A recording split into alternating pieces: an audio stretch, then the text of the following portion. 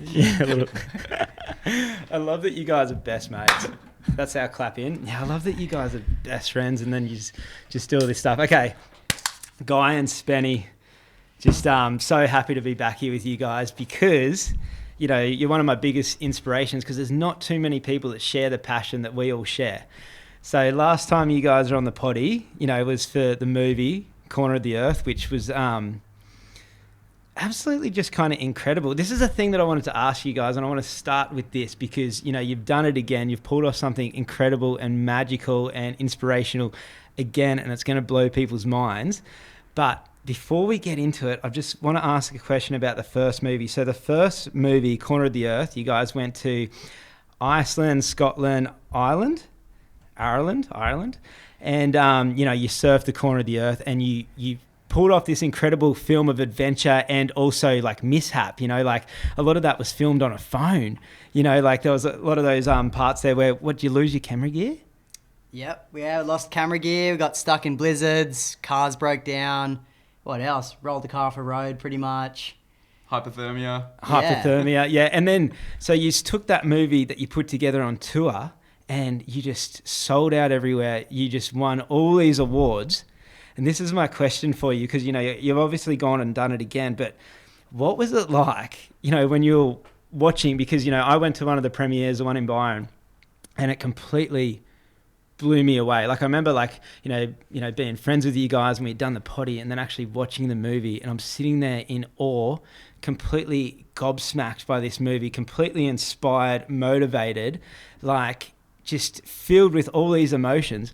What was it like being able to constantly give that to people? Or what was the moment like when you first saw what you were doing to people when they were watching your movie? Do you want me to get this one? Yeah, you got this, dog. Yeah, it's pretty cool. I guess both of us, when we work on these projects, we plan them for over a year sometimes. This recent one took more than over a year of planning.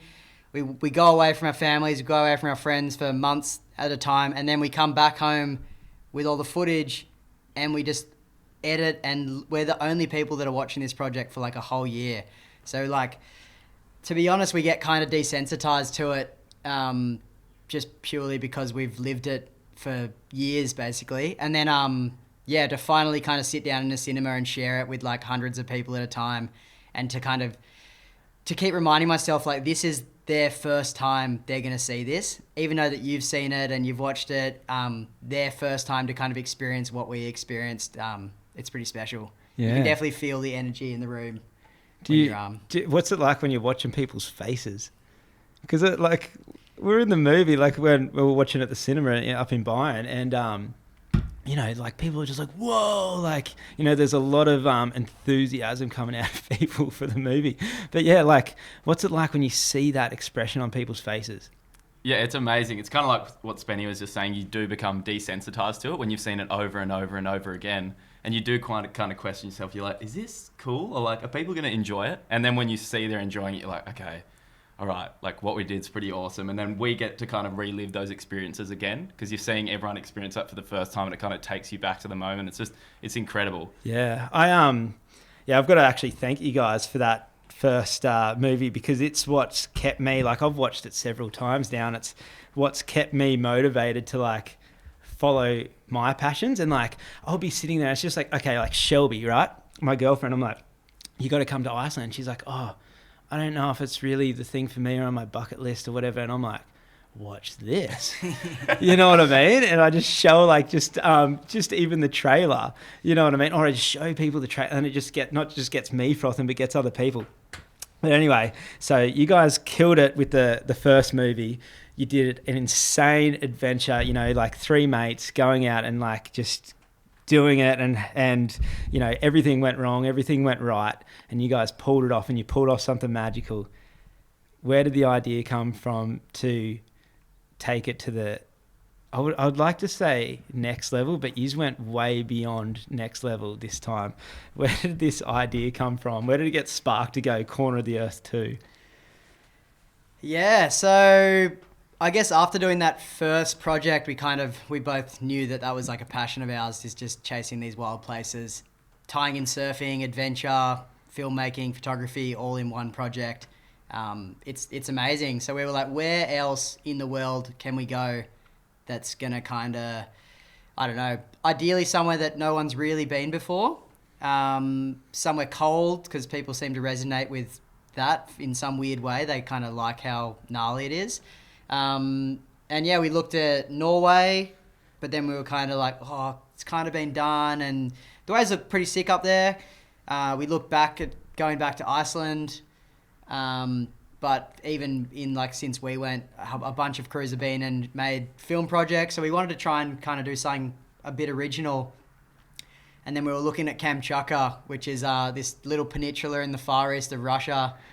How did Kamchatka come to the map for you guys? Had you heard that it had waves? Yeah, so people have been up there to surf in summer. Probably the last crew of surfers to go was like 10, 12 years ago, I think. They didn't really get waves, but they definitely kind of showed that you could surf up there. And then we started looking into it. And basically that we'd look over like old swell maps where you can like look back in time, and we just like, we checked that coastline in winter, and it was just like 6 meter swell, offshore wind. So you're seeing consistency. And kind of, as traveling surfers and filmmakers that do this, we know when there's going to be waves. Like you can look at a swell chart and you know that there's swell and good wind. So Russia's huge. So what part of Russia is this? Like Kamchatka, like if we're looking on a map, is it like?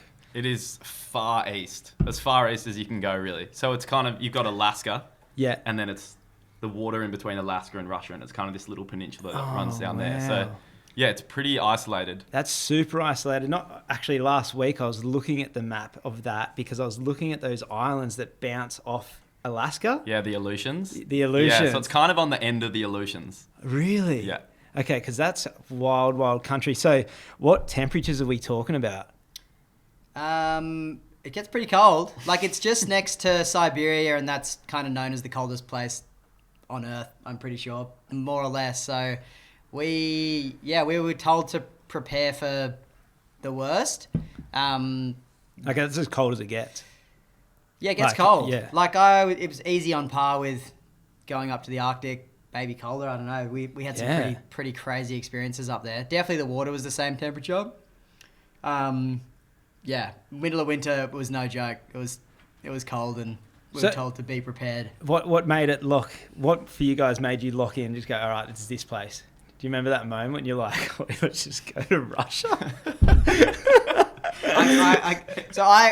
We watched Travis Rice, who's obviously like one of the best snowboarders in the world. He did a film called The Fourth Phase, and one of the chapters they went to Kamchatka, and they basically snowboarded these volcanoes. So Kamchatka, a lot of people don't know, it's actually got like world-class snow for snowboarding and heliboarding and skiing. And in his film, you see a glimpse of like a left point break that basically that was kind of like one of the biggest like spark of inspirations to us, because we saw a wave that was like a pretty good wave in this snowboard film, and we were just like, holy shit, like that's a wave. That's like a 4 to 6 foot point break, and there's snow all over the mountains, but these guys are going snowboarding. So we kind of just like, I wonder if they even knew what they did. We would, after we saw that, we were like, how can we get up there and do this? And then that just led to a whole bunch more complications of.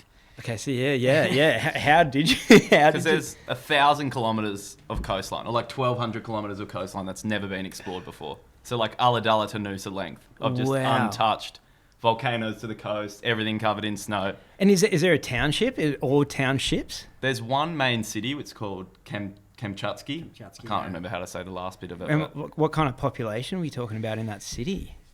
It's pretty big. Is it a few 100,000? 200,000 maybe? So that's one city of 1,200k coastline. So that's like, saying you got... It's like how many people are in Avalon. Yeah. 20,000. It's pretty, it's super isolated. So we flew into this city, which was a 10-hour flight from Moscow. So 10 hours in a plane is like almost like twice across Australia, where you're flying over Siberia, and we basically landed in this desert. I don't even know what you'd call it. Just like Snow desert. yeah, the middle of nowhere. And there's one road to one beach. So there's one main beach that you can surf, and then 1,300 kilometers of coastline. There's no roads, there's no access, no boats are allowed out in winter, and there's waves everywhere. So wait, I want to back up for a second. So like, you know, obviously you're looking at like Google Maps or whatever at this coastline, and so you guys have pretty much got to plan an expedition here. Like you guys are planning a trip, because if there's only one road kind of going to the beach and there's like 1,200, you know, kilometers, are you like searching the maps, trying to find waves, trying to find markers, like look for where swell might hit, and then you've got to work out how to get to those places? And then what about also getting into, because you guys did this during COVID. Yeah, there was a lot of elements that needed to come together for this to happen. It was like trying to pull a giant puzzle piece together, and you're kind of trying to find the missing parts. But that's the funnest thing for us, I think, is doing it with your best mates, because you kind of get all excited and you hit these speed bumps. You're like, okay, how can we get through this? And like one of them was obviously the visas, and two, we kind of needed to establish if there was going to be good waves. Yeah. Because on the maps we could see there was swell and you'd get offshore winds, but that doesn't mean you're actually going to get like good waves. But what, like, where there's a will, there's a way. And this is what's freaking brilliant. It's just like it's like that. These guys messaged me this morning. I was telling you guys about they're buying a yacht, and then right now they're in the planning stage of where they're going to go, and they haven't even figured out how to get the boat yet, or get into Australia, or get the boat to Indonesia, all the visas. But it's just like you figure it out as you go, as long as you got that plan, and then you're all on board. So okay. So what was the plan to be able to get there and get around? Like, what was it like? You got to get this on? I'm going to double back, right back. Yeah. Okay. Let's do it. I'm going to sit back. Let's take it back. I'm going to sit back. I've got a beer in my hand. I'm going to enjoy this story. 6 months before we wanted to leave, so September 2011, we wanted to leave in February 2022. No, September 2021, we started planning. February 2022, we wanted to leave. 6 months of time. And being February because it's dark in January and December, and you're starting to get sunlight. It's when there was the biggest consistency of swells when we look back over the last 10 years. And there was still snow, because we want snow for filming pictures. So much research. And then I had an introduction message. It was basically, my name's Spencer Frost. I'm a filmmaker from Australia. We'd love to come up to Kamchatka in winter. We're just wondering, is there any waves? Does anyone surf in Kamchatka? And do you know anyone that can help us? I made it as kind of clear and concise as I could. Sent it to our friend who's Russian, and she translated it into Russian. And then I basically just went on like an Instagram just frenzy and sent it to like 20, 30 people that I knew were up there. I'd just type in Kamchatka into Instagram and someone's profile would come up, and I'd send them a message. Email, if I found an email, I'd send them the same message, just this like little blurb in Russian. And then Wow, interesting. And then we got a few bites back, and that was kind of the start. Yeah, and that was Anton, one of the Russian surfers you saw in the trailer. Wow, yeah. Okay, so that's how you found him. Yeah, and he replied to Spenny's message and was just frothing. He was just like, you know, my dream's to come to Australia to surf. You guys want to come up here? Like, are you kidding me? And then he said, I've got to introduce you to Max, who owns a snowboarding heli lodge up in the mountains over there. Because he was saying you can't really access the coastline in winter because, like Spenny was saying, there's one road to one beach that's accessible, and the rest is either military owned, so you can't access it, or there's no roads. So he was like, you're going to need helis. If you're going to try and find waves, you're going to need helicopters. So Spenny sent a message to him, and again, he was just frothing to help out. And he was actually the guy that did Travis Rice's film, like helped out with them. So he grew up there. He's been there for like 30, 40 years. So he knows the area better than anyone, like the mountains. And he's a professional snowboarder, mountaineer, photographer, like... So literally the people you need to know to get this. Yeah, so these two guys were just like, okay, this is like a dream, like a pipe dream that kind of is trickling into reality now. Like, what's next? And then it was kind of pulling the team together, like seeing if Letty and Fraser, the two surfers that joined us, were keen. So Fraser is from the first film, he's you know, the feature surfer for Corner of the Earth 1. So was he just psyched to do another one? Yeah. So Fraser, it was kind of like it was always going to come with us the next trip we did, because the first one he got so much out of from like personal growth and just like doing a trip like that after competing for the last 10 years or something. So he was always saying, the next trip, I'm on, boys. Where are we going? The next trip. And then we're like, hey, we think we're going to go to Russia. And he was like, fuck. He's like, all right, is there waves? And we're like, really? And we're like, we showed him like the little, like we just started like pulling together any kind of shots from, I don't know. We asked the people up there, like, send us some photos of waves, and they'd send us waves, and then we'd show Fraser and just be like, it's kind of waves, like, looks pretty good. And then we sold him on that. It's more just about the adventure. Yeah.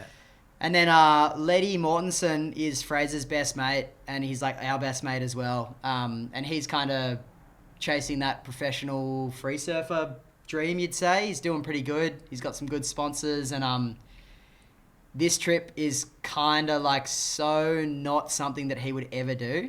Like, he goes to Indonesia and shoots a board shorts for like his company that he rides for, Rusty, and he just wouldn't really throw himself out of his comfort zone ever. Wow. In many aspects of his life. And I'm very happy to say that. But this trip, we kind of like sold it to him, and we said, like, this is going to be pretty good for you and for your personal brand and like your surfing career. And yeah, I don't think he knew what he was getting himself into, but especially after the first film, like, you kind of got the credentials. You know what I mean? It's just like, everyone's seen the first film, they've seen it blow up, they've seen the adventure, and then you're saying like, come on, mate, let's go. And we tried to get him on the first one, and he was doing the QS event, so he's like, no, I'm not going to come. And then I think he saw it, and he was like, fuck, that would have been a hell trip. He's told us that it was a big regret of his not coming on the first trip, so I don't think there was any way that he was going to miss this. But then, yeah, we sold them on that, and basically, as soon as they were in, we were like, all right, next, like, we knew someone who's going to help with logistics, getting around. We knew a local surfer who knew about a few waves, and he knew the conditions that the coastline works. So when you say local surfer, is there local surfers, or is there a local surfer? And how did he become a local surfer? Because this is what trips me out. It's like, you know, like I was saying, you know, my mate Steve in the north of Iceland, he's like the only surfer there, and you're like, what? You know what I mean? It's just like, how did he become that dude? That's like a whole nother story in itself. But you want to touch on that now? How he? Well, just like, where did Anton, like, how's he? Yeah, we'd seen him on Instagram, and he is one of the only surfers up there. But he has built like a surf community now, which was what we experienced when we were there, which was insane. But his story pretty much was when he was a teenager, he saw the film In God's Hands. Do you know that film? Yeah. So I don't know how he saw it on TV, and he said he became obsessed with the idea of surfing. Like, all he dreamt about was surfing. He just wanted to surf. And then 10 years later, he got his hands on a surfboard somehow. And this would be like going to another planet, like going to the beach there and paddling out in the water. It's like 1 degree water. I think he had like a 7 mil diving weddy, and I don't know if he had a hood on or something, but he said he caught whitewash holding the rails of the board and was just like, oh my God, this is me. This is my calling. And he said he became like obsessed. And then he tried to teach him how to surf, and he was like telling his friends, he's like, come on guys, like, you got to get in on this. And they're like, mate, you're insane. Yeah. And just um, so foreign to that part of the world. Yeah, it's insane. And once you get there and you go, like, you look around, there's volcanoes, the whole beach is pretty much ice over, covered in snow. And you look at him and you go, this is where you learnt to surf. Wow. It's truly insane. Isn't it wild too? And realize like, you know, I grew up on the Gold Coast. You guys grew up here in Northern Beaches, and it's just like, we're just like hot summers, you know, beautiful water. We can just go down in our boardies. It's easy. And then when you go somewhere like that and people are frothing and just like putting their body or their mind through so much to get that little bit of pleasure, you're like, wow, like it's like a whole nother level of froth. You know? Okay. Sorry, Spenny, back to it. I just needed to know, like, this Anton character is so interesting, you know what I mean? He's the coolest guy ever. Like, yeah. It just, what he's created up there none of us expected it, and it was just so special to kind of, well, I'm sure we'll touch on it later, but to be on this trip where there's like big budgets, like a lot on the line, we've promised a lot, we're all there for different reasons, to go up there and kind of just be like, to see the community that he's made and see kids learning to surf in like one of the coldest, I was getting in the water and I'd be pretty uncomfortable and it'd be cold and miserable, and there's little kids like smiling, learning to surf up there, which like you'll see it in the film, and I'm sure we'll touch on it later, but that was like for all of us to be on this trip and just be like tunnel vision and just trying to get the waves and do the thing, just to kind of sit back and be like, that is so cool that surfing is like alive and well in one of the wildest places I've ever been. Probably will ever go. Yeah, making people happy, connecting them to nature. It's like, you know, that old saying, only a surfer knows the feeling, and it's so brilliant. Like you said, he like rode the whitewash and he was connected like right then and there. It's like, I still remember my first wave at Crumbanelli where I stood up and went to the open face, and that was my moment of just like, that's it. You know, surfing's the thing for me. Yeah. But okay, so for this film, you know, so you guys are starting to plan to go to Russia. You've just heard like you're going to need to like access like big budget, like to helicopters or whatever. The last film you guys kind of just really did on your own back. So what changed with this one? Yeah, well, let me take this. we had big dreams, and we do have big dreams. And then we just kind of make it work. So basically, chatting with Max, he was going to kind of help run logistics. Chatting with Anton, Letty and Fraser were on. Letty and Fraser have some pretty good sponsors, and we kind of just hit the ground running, being like, all right, we need to raise a good amount of money. We weren't sure how much yet, but we needed a lot more money than our last film cost to try and pull this one off, because, yeah, helicopters, snowmobiles, staying at kind of lodges, flights, insurance, everything else, it all adds up. Probably ended up being a lot more than we expected it was going to be, but we just pitched it to heaps of brands, and a few of them said no, a few of them said we want to see more. I reckon we had a bit of street cred from our last film, so people kind of trusted that we could get it done, but I think what we were pitching was a bit of a pipe dream. Yeah, and now it was pretty out there. Yeah, for sure. Looking back, I'm like, we took a huge risk. Well, you're asking people to invest in something that, for one, there's a pandemic. You don't know if you can make it there. For two, you don't actually know if there's waves there. No one's actually ever done it or pulled it off, really. You know, like, There's like one thing to go, like, you know, it's like I remember being on the coast of Chile, and Chile does have really good waves, but I remember being in one town and it had like this little surf community, but the waves are like super terrible there.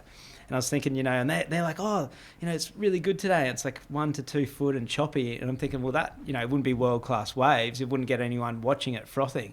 So it's like you're chasing world-class waves. You're chasing like world-class adventure to be able to like ask people for a big budget. And I guess the thing was, like, looking back, we hadn't seen really any world-class waves up there. It was like we were pretty much just... We were pretty sure we'd find something, but we hadn't really seen like a shot or video of a wave up there that would kind of justify going. It was all about the adventure and the first people to go there in winter. But yeah, what we did find in the end kind of blew all the expectations by a lot. Did it make you nervous going to brands and asking, like what was your, you know, like, did that make you nervous when sponsors first said like, yeah, we'll back you? And then, like, you know, here's a budget, or here's, you know, towards this trip. Did that freak you out? Like, as in, like, because it freaked me out. Someone gave me money, and they're like, and then you're scared that you're going to be able to pull it off. Yeah, it was nerve-wracking for sure. Like, we spent a lot of time putting, like, a director's treatment together, like a couple weeks. Kind of, it was like a 30-page slideshow, and that's what we'd present to, you know, the client and these people we're trying to get funding off. And it was scary because, you know, we've gone onto, like, these heliboarding websites and look through their photos and be like, is that a wave in the background of that shot? Like, of people snowboarding, and you'd get that and be like, look, like, look, there is waves there. But that's kind of what you're grasping at to see what there is. And then we saw the fourth phase, and that was like, okay, it gets swell, it gets groom lines. We just need to kind of access the coastline because, like Spenny was saying, Chris Burkhardt and a few surfers went there in 12 years ago, and then Tom Curran went there back in early 2000s, and they went in summer, and it looked like, you know, fun 2 foot, all about the adventure. But once we'd seen these swells, we were like, this could either be like the worst surf trip ever, or it could be like fucking insane if we do find something. So it was just like taking that risk and trying to convince people that we had somewhat of an idea of what we were doing. And we got funding in the end. So. Yeah, well then I guess we kind of went back to the drawing board with Max, who was going to run logistics, help us out with the trip. And we were basically like, I don't know how much of this I can say, but I was like, give us a quote for 3 trips to the beach in a helicopter and like 2 months of accommodation, a few days of snowmobile, pretty basic stuff, we think. And then it was over over $100,000. Holy crap. And we were kind of just like, damn shit. it. But like it wasn't like a hard no. It was just like, we've just got to ask for more money and like try and make it happen. And like we'd go back to Max and be like, hey, let's actually cut back on a lot of the luxuries, and we'd just basically just get us to the beach and we'll camp, or like just make your services as cheap as possible, and then we will raise as much funding as we can to meet you in the middle. Wow. So yeah, but now you've just added to your adventure. You know, you're looking at camp in the middle of winter in Russia, like it's minus 20, minus 30. Now you're like, oh, just drop us at the beach then. It's like, We'll be right. See you guys in a couple of days. It just reminded me of like being a grom at like 15 and getting your mum to drop you at the beach for $2 for the day. You know what I mean? Yeah. You make it work. Couple of tents, sleeping bag. Yeah, I'll make it home. But yeah, it was never out of the question. Like, I feel like the whole planning, me and Guy, every day we had 6 months lead up of like every day we'd be like talking to someone in the area. We'd be talking to the embassy in Sydney. We'd be going into meetings with like big brands. There's just so much stuff that was happening every day. We had like a Zoom call with a brand, or we'd be talking to someone. It was just never ending, and each day we were getting like one step closer, like then sometimes 2 steps back, and then we'd like keep creeping closer. Were you getting excited? Because that's normally for me, it's like that the planning of a trip is like the funnest part. This was really exciting, but it also was scary because we didn't know if we were going to go. Like, it was the most work we've ever done on anything. And even leading up to the trip, like, you know, visas are obviously so hard to get, but it wasn't until a week before that we actually knew we were going. So you're doing all this prep and all this planning, and you're convincing these sponsors that it's going to be epic. But in the back of your mind, you're like, I don't even know if this is going to happen, which is a scary thought, because you're putting, like, literally, it was 6 months, like literally 6 months every single day. Do you ever argue? No, we're pretty good. No, I was going to really. say, like, I was just thinking, like, to do what you guys do and the stress, like, of that, like, you know, that hustling and to work all the logistics out, all the stress that goes, it's like, it's so cool that you guys are such good mates. Spenny's so good at, I get way more overwhelmed than he does. So which is awesome for me, because I can be like, we'll get some, you know, feedback of like, hey, the visas didn't come through. And I'll be like, fuck, like, this isn't going to happen. Be like, yo, dog, it's all good, my man. No, it's like, okay, what's the next step then? Yeah. Which is sick, because you got a mate you can bounce off and be like, you know what, let's think this out. Let's figure this out. Because like he was saying, there was probably, you know, 5 things that go wrong, and then you get one little thing and be like, nah. It's like kind of the universe in a way being like, it felt right. Because every now and then you get a push and be like, keep going, boys, like keep hustling, because it felt like it was meant to be. Yeah. But it was a lot of work. Were you doing any training? Yeah, we were. I reckon I was pretty fighting weight. I was like doing a lot of training. We were running. We were doing heaps of ice baths, surfing every day. I feel like the lead up, we were like, we had work, but we were like kind of clearing our schedule to like prepare. We also had so much to do before we went. Like if you looked at this project as a whole, it would get super overwhelming, but every day we just chip away at stuff, and just like, there's always something to do. There was literally we never didn't have something to do. So to get this project like cranking and make it happen, we needed to grind basically. And like, yeah, that was getting like physically fit. And then also just like, get the visas were a huge story in itself. The brands, getting the funding, getting boards, getting camera gear, talking to people, researching waves. There was always something to do. Literally until the day that we left, we were still just like hustling. So what happened when you left? That's good. I was just like, that was just really making me think, and I just want to say for the listener how like relatable this is. For any dreams, any expedition, it's like right now I'm reading Sarah Paddle's book, because, you know, she paddled the Nile, and the first part of the book is her, you know, planning the expedition and planning this dream that she had, you know, the training and everything. And it's like anything you do in life, any goal, it's like you sit down, you write your step-by-step plan, and you just get it done. You know, if you really want to do it, if you really want to get something, like if you really like want to make these things happen for yourself, you just got to like get it done. It's- And it's like, It's nuts because I looked through, and I'm sure that you're the same. We both had diaries that we, every day we'd be writing dot points of what we needed to do for that week or that month. And I went through it the other day and I was like, this is so nuts that we're here now and we've got a film and a book. And like, because some of it was just so simple. It was like, call the Russian embassy. Can we go to Russia? yeah. Like, are their visas open? It was just like, and then looking back now, you're like, wow. Well, because there's a lot of fear of the unknown. You know what I mean? And that's like the fear of the unknown going into it. It's like, now you know you can do it. You know you can pull it off. And Russia is like the unknown. Like, I think if you say Russia to someone, they're just like that. It's such a foreign land, and there's not that much like documentation of it. And I don't know, it's like for some people, it's like they'd just be like, why would you want to go there? Like, it's just like. So what gear? Okay, so to do a surf film in Russia, you're organising to do this coastline. You're organising to get dropped off on choppers that you might have to camp or whatever. So you have, okay, so we've got cold water surfing here. We've got an extremely cold climate. We've got like camping, hiking, snowmobiles. So it's like, compared to packing for a surf trip in Indo, what are you packing? Yeah, so I guess first step, early in the planning, we were like cold water, good wetsuits. We approached a few brands, and Project Blank, who make wetsuits, came on. And from the start, they were basically like, we want to be the lead sponsor. We want to help you guys get there. We're going to custom make you guys wetsuits for the water. So we basically, like, the four of us went in. Me, Guy, and Fraser have been on our last trip, so we kind of know what we need in a wetsuit and where we need extra wool, extra sealing and everything. And we would go in with like meetings with their designer, basically. And we just basically be like, we need 5 mil under the arms, we need 6 mil legs, we need wool down the legs and chest, like, to keep us warm. And they threw everything at it. They were pretty much just like, whatever you guys need, we can custom make you any wetsuits.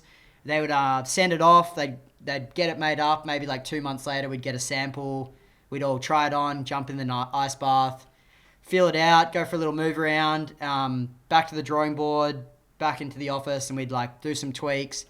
They'd send it back, and then we pretty much. So you guys actually like also part of the process of making good cold water wetsuits, because I know for like me in Iceland, there's not many, and it's super hard to get because the only brands that would do those like really cold climates, they don't make many a year. So it's like, sometimes it's super hard to get your hands on one. Yeah. And like I've had one, like mine's still in Iceland, and it's it's too hard to get another one. But it's like, when the ones that they made for you guys, by you being like both you guys going to be immersed in the water the whole time, did it have to be a different setup to what the boys were going to be surfing in, or was it just same all round?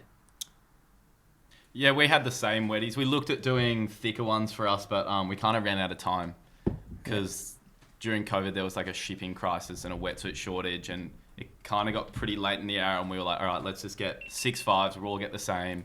Like Spenny was saying, it was like thermals pretty much to the end of the arm and down the leg. And what about gloves and mitts? Yeah, like mitts and boots. What were you wearing? I can't remember the brand, but it was 7 mil. 7 mil. Yeah, 7 mil boots, 7 mil gloves, and then 6 mil wetsuit. And then like we had thermal vests underneath, and like I was showing you before, we were having like heat packs. Like Spenny and I were in the heat packs. The boys weren't for surfing, but obviously when you're shooting, you're immersed swimming in the water. So putting them on your kidneys. Yeah, on the kidneys, which helped heaps. Like, it was amazing. Oh, because I've been thinking about different ideas at Iceland. I've been thinking about because the biggest thing is that brain freeze and how it shuts your kind of body off. Like, as in, like, you're telling your body to move, but you've got such an ice cream headache that nothing's happening. And so I've been thinking about, like, maybe like a real tight knitted wool kind of beanie, like under the hood or something, just to add that extra layer. Oh, I think like something that we learned from the last trip is sorry about that. The GoPro going off. Something we learned from the last trip is like warmth is that like everything. You don't want to be like jeopardizing your surf or your filming session because you're too cold and you have to go in early. So it's like as much wetsuit as you can wear and still move. Like vest is good, any heat pack's good because So did they pull it off, the wetsuits they majors? Were they comfy? Yeah, good. Yeah, awesome. We needed like good quality wetties, and then obviously as well you needed like survival gear as well. So Project Blank hooked us up with really good custom wetties, and then outerwear, we were tossing up who to go with, and then Helly Hansen jumped on board, and they're kind of sick. internationally renowned as Yeah. like some of the best kind of most extreme weather condition outerwear. What do you call it? So they gave you like parkas, like climbing stuff. Yeah, we like. That was the I coolest. saw you day, in some hey? big parka jackets in some like, of your footage. Yeah, we walked in and Yeah. they had a clothing rack with each of our names on them, and it was like the biggest like Arctic grade snow jackets and thermals and boots and gloves, and they literally they hooked us up so much. And I reckon now looking back, probably like almost could have saved our lives, like that gear. It was such good quality gear. We had some like pretty gnarly conditions. I'm kind of laughing compared to your first film, especially you, Guy, when you got nailed, when you were like, I can't feel like just the pain. And like now, like, yeah, that's the thing. It's like, good gear makes everything. It's just like, the stuff I get off Wild Earth, sometimes I feel bad, like with, I'll be out there doing something, and like I've just got all this, it just makes it easier. Like, because at the end of the day too, like, in stuff like this, you're always pushing yourself to the extreme, no matter what. You've got to go into the mind to push yourself through. But it's just like, the more comfortable you can be, also the whole like thing about, trying to survive if something happens, you just need good gear. And it just makes it worth it. I've just got this new backpack for this trip, and it's just super light. And it's like a kilo less than my other one. And it's just like the amount of difference it makes. It's like incredible. Okay, so you guys, now you've got the wetsuits, you've got the warm weather gear, camping gear. Our Max, who was running logistics, basically said they've got it. stuff for us. Yeah, so that was kind of. They said don't bring anything over with you because we needed to bring film gear. The amount of shit we brought. That's another story in itself. But they covered that for us. So. Survival gear, camping gear, that we're in good hands, and they had the stuff for us. All right, so we've got our gear. All right, let's get into it. So, all right, so you've got everything. We've been hooked up. Don't have a visa yet. The visa was the hardest thing for sure. That was because obviously COVID was going on. COVID was kind of just ending, but we'd kind of delayed. We'd been looking at this trip for a few years, and then it was getting to that point. It was like everyone was just so over COVID, and we were just like, let's just see if we can make this trip happen, because people had just started traveling. And then we spoke to the Russian embassy here in Sydney, and just kind of asked, like, are they doing tourist visas at the moment? And they said no. So we're like, okay, we're going to have to look at getting a business visa. And then we'd spoken to Helly Hansen, actually had an avenue with their crew over there, and we were looking into that, and then that got shut down. And we were like, okay, what's next? And then we got in contact with Max over there and was like, is there anything you guys can do on your end? And we eventually we got sent like a business visa or something one day, and then they got shut down. So we had a tick of approval. We were like high-fiving. Party all time. This hard work. We're going. We got it. And then we just got a message from the Russian embassy basically being like, oh, actually, business visa is cancelled. That's void now. And that was a day where we were like, that was kind of what I was talking about before. I was like, fuck, like that's gnarly. Like everything we've done up to this point is just for nothing. Like it's done. And then we had a look on the embassy website and just saying like, what visas are still around? And it was like all these specialty visas, the only way you could get into the country. And then there was a humanitarian visa, we spoke to Max and was like, what can we do here? And he just said, let me talk to some contacts and we'll try to sort something out. And he spoke to someone at the government there and just said, we're going to try to get you guys in on a humanitarian area to like come and film and promote Kamchatka region, which was like a stab in the dark. Huge stab in the dark, but he was like, just cross your fingers and wait. And then, so you need to get an invite from the Russian government to entry into Russia. So he applies on their end to the Russian government, and then they look at it and go, yep or no. And then we were kind of just waiting for like a month or 6 weeks of just like nothing. It was over Christmas, New Year's time, and we just had nothing. And we'd got the wetsuits, we'd got the boards. I'd spent crazy money on camera gear. Just everything was ready except the visas, and it was just we worked this out the other day. We booked flights, travel insurance. I think we paid like 20 to 30 grand without knowing if we were going to go, because we had to have all that stuff ready and paid for and locked in before the visa can get approved. So it's literally like non-refundable. And as You're not gonna COVID's get any of that happening, money. no one's refunding anything. No. No, Nothing. I remember like I think it was maybe like 10 or 12 days before the trip, and we'd heard nothing. And our contacts in Russia and going, it's gonna come, guys, just relax. And we were like, this is so wild. Like, and I remember just journaling one day and just literally like praying to whatever you believe in, just going, just help us out. Because up to this point, like I was saying before, you get those little wins and everything kind of feels like it's in motion, and then there's just nothing for like 6 weeks, and you kind of like, in my head I was like, I don't think this trip's happening, and all our mates like, you still going? And you're like, I don't know. Yeah. Like, I don't think so. And then one day we were sitting on my couch and we got a call, and it was like a no caller ID, and we answered, and it was like, hi, is this Guy Willem and Spencer Frost? And we're like, yeah. And they're like, yeah, your visas have been approved. And we were just like, literally just How many days out? like six or Six, seven. yeah. No way. Before we were leaving. Oh my we were god. literally 6 months of hustling to get the visa, and then everything was in place except that 6 days before we left, we got the tick to come get our passports. Oh my god. So that was like, I we love were that. just Yeah. so like literally yelling and hugging Yeah. and rung the boys and rung Luke, our producer, he was amazing leading up to this too. Like, he's been incredible. But yeah, just for the 5 of us, no one really knew how much effort we put in.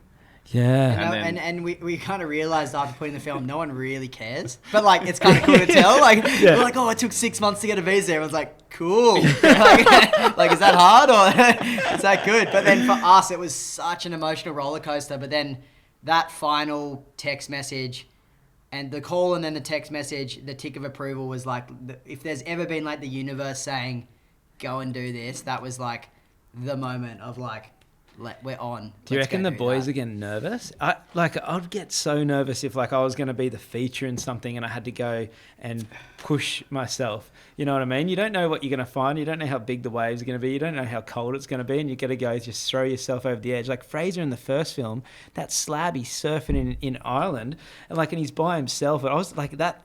That kind of freaks me out because like imagine you're putting all that effort and then you're just there. You know, there's that shot where he's standing there just watching it. You know, and like kind of it looks like he's working up the courage kind of thing. And then next that everything's come to that moment. Oh my God. Yeah, Fraser's incredible. He's like, because he loves this stuff, and he gets into this zone and he just gets so driven and motivated to like, you know, whatever the goal is, he's going to go out and do it and just send it. And that motivates Letty, because I'd say Letty's a bit more on like the conservative side when he's out of his comfort zone. Like still sends it, but Fraz goes to another level. And I think when your best mate's pushing it, you're like, okay, I'm going to step up to the plate too. Which they both did. Like they were incredible to see how they surfed in like the 1 degree water. It's like, and minus 10, 20 outside. It's Yeah, and that was another thing when I was looking through this book. You've done the coffee table book, which is just, that's a whole nother thing in itself. It's just how much inspiring that is. But I was thinking like, even for me, like when I go to Iceland, it takes me a couple of weeks to get used to the gear and everything, to be able to like find your feet on the board. And I was like, for these boys to just like pick it up. Okay, I'm getting lost. Okay, back. Yeah, I do. I'm Right, frothing. so are you ready for the real story to start? Yeah. That was just the if warm you're up. just tuning in. People love this stuff, you know. Okay, so the visas have been approved, 6 days out. While we go on, sorry, Shanksy. Yeah, we pause for a little GoPro action. Okay, so visas, we're getting it. Okay, so the adventure begins. Right, 6 days out, visas get approved. You got all the gear. We're getting on the plane.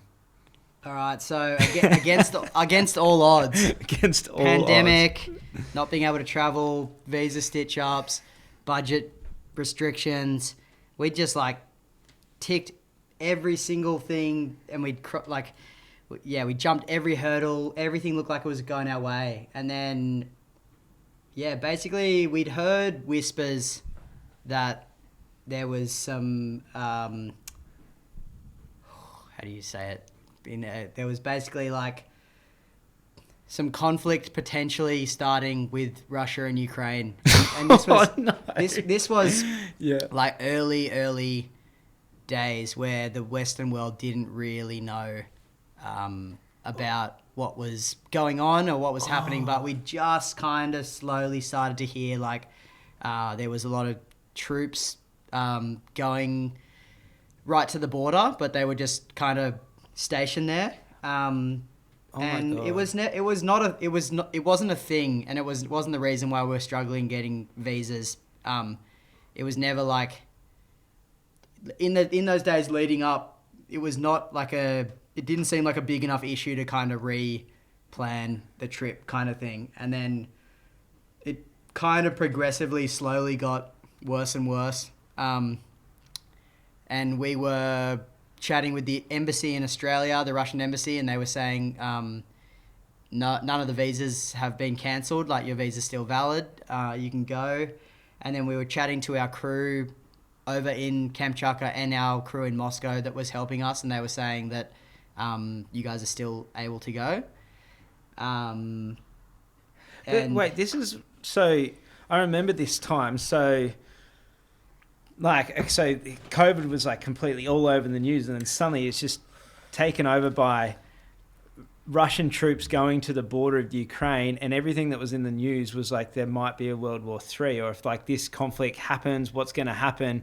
And there was this fear came into the world of like maybe another world war. So was this that same time? It was about a day or two before we were meant to go on our flight that it came into the news here.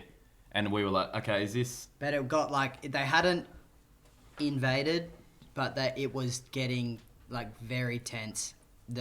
And heated. It was very heated. And we didn't know what the right answer was. And we consulted everyone that we could to try and find some sort of answers. And we never really, apart from our friends and family, like no one of authority at that stage told us that we couldn't go or that we shouldn't go.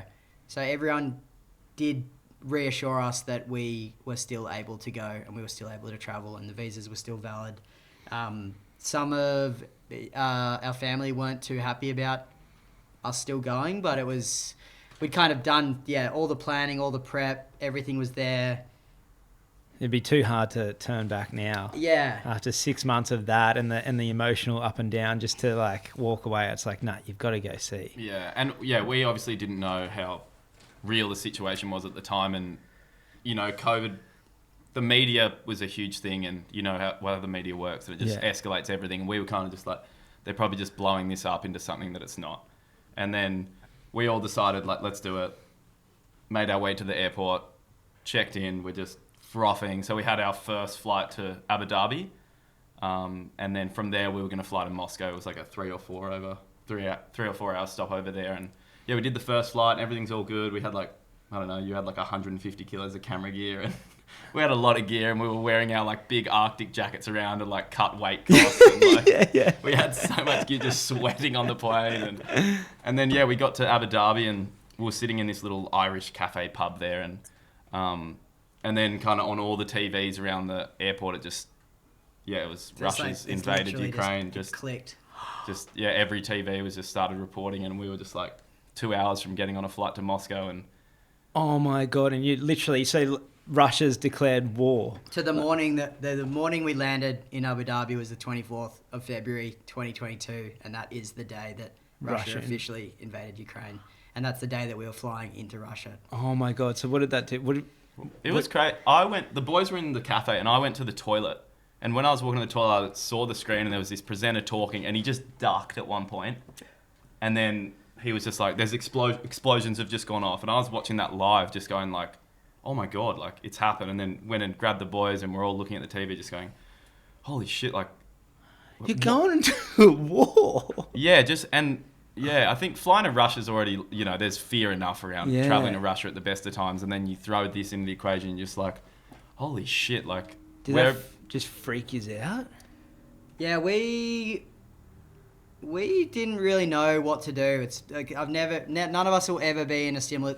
it was such a weird situation where we were all we're in this little Irish pub. I think it was like 2 a.m. in Abu Dhabi time. We were all just kind of sitting around, and we just put our heads together and be like, okay, what do we do?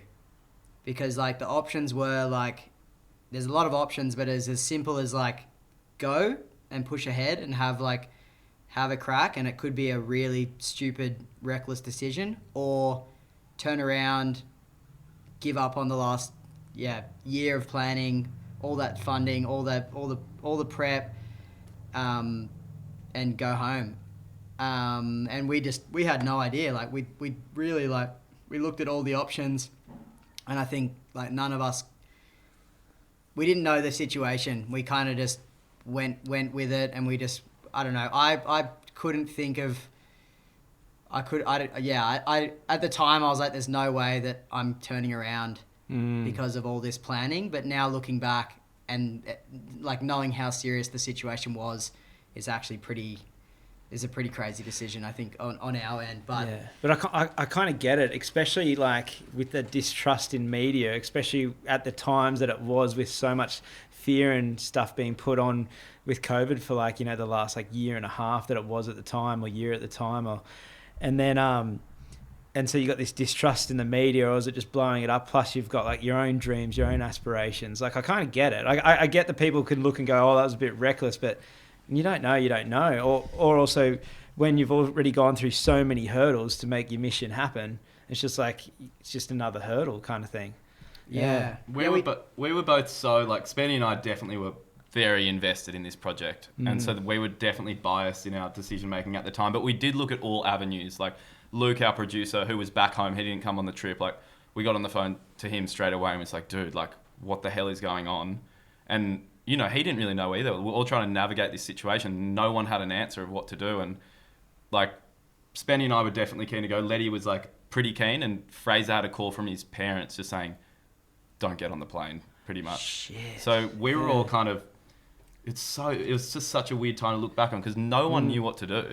It'll make you so nervous. And it was just like, it's in the film. It's like a really hectic part of the film, to be honest, because we're all trying to navigate each other's like emotions and looking after Fraser because his parents are saying to come home, and then we're speaking everyone was in it for and different reasons. Like we were in it, me and Guy were in it for pretty similar reasons. Letty the same, like Fraser the same as well, but like we had spent a year planning it.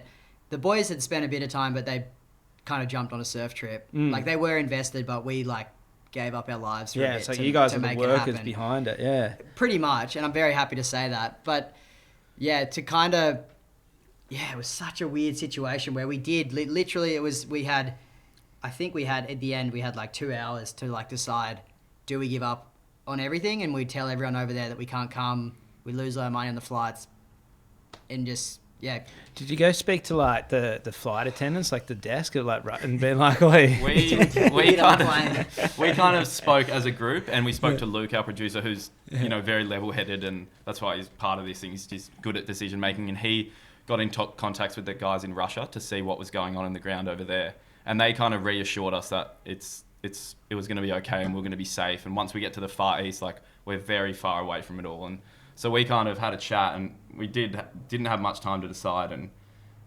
we decided to go, and we put everything on the table and laid everything out and looked what was actually happening with the war and invasion at the time to see where it was actually going down. And it was, again, it's weird to look back on now because the way it's escalated, it's really really sad what's happened. But in that moment, we just had the knowledge that we had, and we had to make a decision, and we decided to go. And I think Spen and I, we all spoke, like, when we look back in 10 years, like, do we want to say we got on the plane and took a gamble and dived into the unknown, or like turn around? And I think a few of us were like, let's give this a crack and see what happens. And especially in the group that you're in with the boys, like I can tell you in that moment, I would have said yes, but I'd probably, if I had my girlfriend with me, I'd probably say no. You know what I mean? But it's just like, totally. In that moment with the boys, it'd be like, let's go for it. And that was the hardest, because it's like, if Fraser didn't want to come, then we all would have gone home. It was like, everyone has to want to go, because otherwise it's too hectic. And it was hard for him because, like we said, like his parents were saying don't get on the flight, which is really gnarly. Shit. So you guys, all right, he's about to fly into a war zone. Like and this is the thing too. It's like, okay, you're flying into Moscow. That's on that side of where kind of Ukraine is. All the troops are there. There's bombs going off not too far from like where you are. And I suppose you don't know if they're going to aim for the capital. You know what I mean? Like when you think about war, you're like, a war just starting. It's like, you don't know how it's going to escalate. So I can understand like as well, like I can, just be so freaky. But then for you guys, the only plus side is that you're flying in there and getting straight out. Hey, like, did you have a solid stopover in Moscow, or was it just going to be like a... We made the group call. We said, we're all in this together. We're all going to keep each other safe. Worst let's just take it one step at a time. We'll get on the plane. If the plane takes off, we'll get into Moscow. Just see what happens in Moscow. Everyone stick together. We're all in together. Made the call. We all got on the plane in Abu Dhabi to fly to Moscow, and nothing. Sitting on the plane. No one's saying anything. The plane's not moving. The flight attendants are just twiddling their thumbs. We waited for an hour, maybe 2 hours on the tarmac, and Guy stood up and we went and spoke to the flight attendant, and she basically just kind of more or less said, we can't fly this plane because all the flights going over Europe, which I think our plane was going like over Europe and basically over Ukraine or over very like close area. There were like no flights are allowed near that area. They could shoot it down. Because it was it was escalating so much through the day that they basically they shut all civil aircraft. Yeah, the western airspace got closed. And we were sitting on a runway, just waiting, and people got off the plane. There was people that had paid flights, and they were basically stood up and said, "We're not flying. We're not getting this plane." And we spoke to like the flight attendants, and they were kind of just like, we don't really know like what's happening, what to do. Like they were telling us they were scared to fly. Holy shit! And then 4 hours we sat there and we waited. Like after we kind of made the team decision and we all the adrenaline and we're like, all right, we're going. Then to just be like stopped again, and be like, as the fear and anxiety builds. And Letty and I went after. I spoke to the air hostess once, and then it'd been like another 2 hours or whatever. It's a long time just sitting there waiting, and we don't have any internet connection, so we don't know what's going on. And then we got a hotspot off the air hostess for a minute, and we just texted, Luke and our family and partners, and then everyone. There was one of my mates texted me just saying, "Hey, I've just seen like the western airspace is closed. Like you guys aren't flying." And then we went and spoke to the hostess again, and she was just like, 5 Russian jets have just been shot down near the border. And we were just like, oh my God, this is like so, and it was just so unknown to us. Like, and then to think, like, are we actually doing this? Like, what are we doing? Is this the most stupid, reckless decision ever? Or is it like, or is this one of those like crazy adventures that you want to be a part of? And you just like, your mind's just running at 1,000,000 miles per hour, and you honestly don't know what to do. Like, and then 4 hours. I think it was about 4 hours or something. 4 or 5 hours. Which is a long time to just be literally sitting on a runway. It was like 30 degrees in Abu Dhabi. Just everyone's just not knowing. And then the pilot came on and said, "Hey, we've found a safer route that goes under like it's to the east." So we went like under and around over like Kazakhstan. Yeah, up into Moscow rather than coming like over Europe.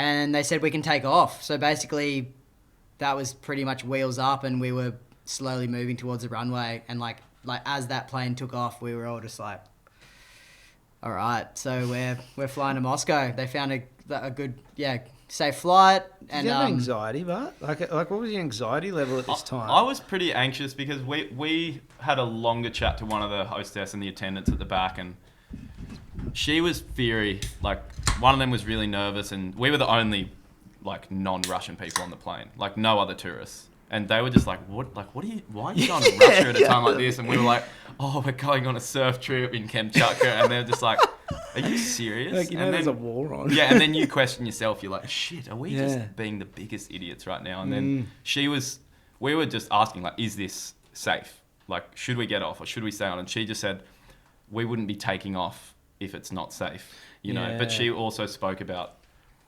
the flight that happened over, the one that got shot down over Ukraine a few years ago. So they were nervous, but they also trusted the pilot and thinking if they've got a safe flight path, then it should be fine. But you still have all that anxiety of something happening. And she joked to us, like, she was walking up down the aisle, remember? And we were like, you're going to look after us?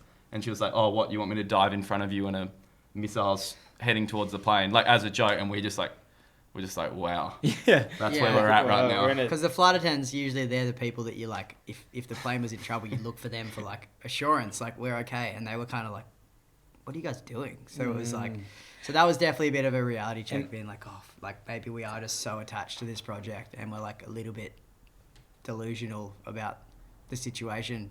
But we genuinely just didn't know. So, And I think all of us, like, we were definitely trying to listen to like our instincts and like our gut feeling, and like I think between the four of us, we like it felt like the right decision. Which is, it's funny you say that. I said like my mate, the army dude I did the mountains with, little training day the other week. He was talking to me about. I was just telling me about a few hectic stories that happened when he was on tour, like just stuff I don't even want to go into. But he said a lot of their training is, instinctual, about following that instinct. And he told me this story about he, did what his training was supposed to do, and he had a grenade and suddenly stopped. And luckily he didn't. And I won't tell the story because it's just too much. But he said about even the army, it's like so much is to follow your instinct as well, to follow that like thought within inside, because it's like there's something there. Yeah, I think so. And I think for each of us, I didn't have that doomy, gloomy feeling of like, this is the worst idea ever turned around. It was kind of like, as a team, it felt like, okay, it felt right in a weird way. What was, when you landed in Moscow, what was the vibe like? So, yeah, it was pretty like full on for all of us. And I didn't actually see this, but apparently our plane was escorted into Moscow by 2 fighter jets. They were like escorting all the planes into the airport just for like extra double safety. One of the flight attendants told us that. So that alone was just like, this is crazy. So landed in Moscow, we were kind of pep talked that when you land in Moscow, straight face, their immigration is like some of the gnarliest in the world, basically. And it's just like, you've got your story, you've got why you're going to Russia, you've all your paperwork, it's all there. So we got off the plane, lined up at all the booths where you line up get your passport stamped. And me and Letty went first, and the lady scans my passport, and it just doesn't do anything. Kind of made a beep or something and took it out, and then looked at me and then scanned it again. And she's like, oh, what visa are you coming in on? And I was like, oh, it's a humanitarian visa, these papers. And she's like, oh, like, I'll be 10 minutes, just like leave me with your passport. Oh, no. And then I see Letty gets sent through. So Letty goes through, I get taken to the side, and then just quickly after, Guy and Fraser do the same, and they scan their passports, and then they basically just same thing. They said, give us their passports. They said, wait 10 minutes.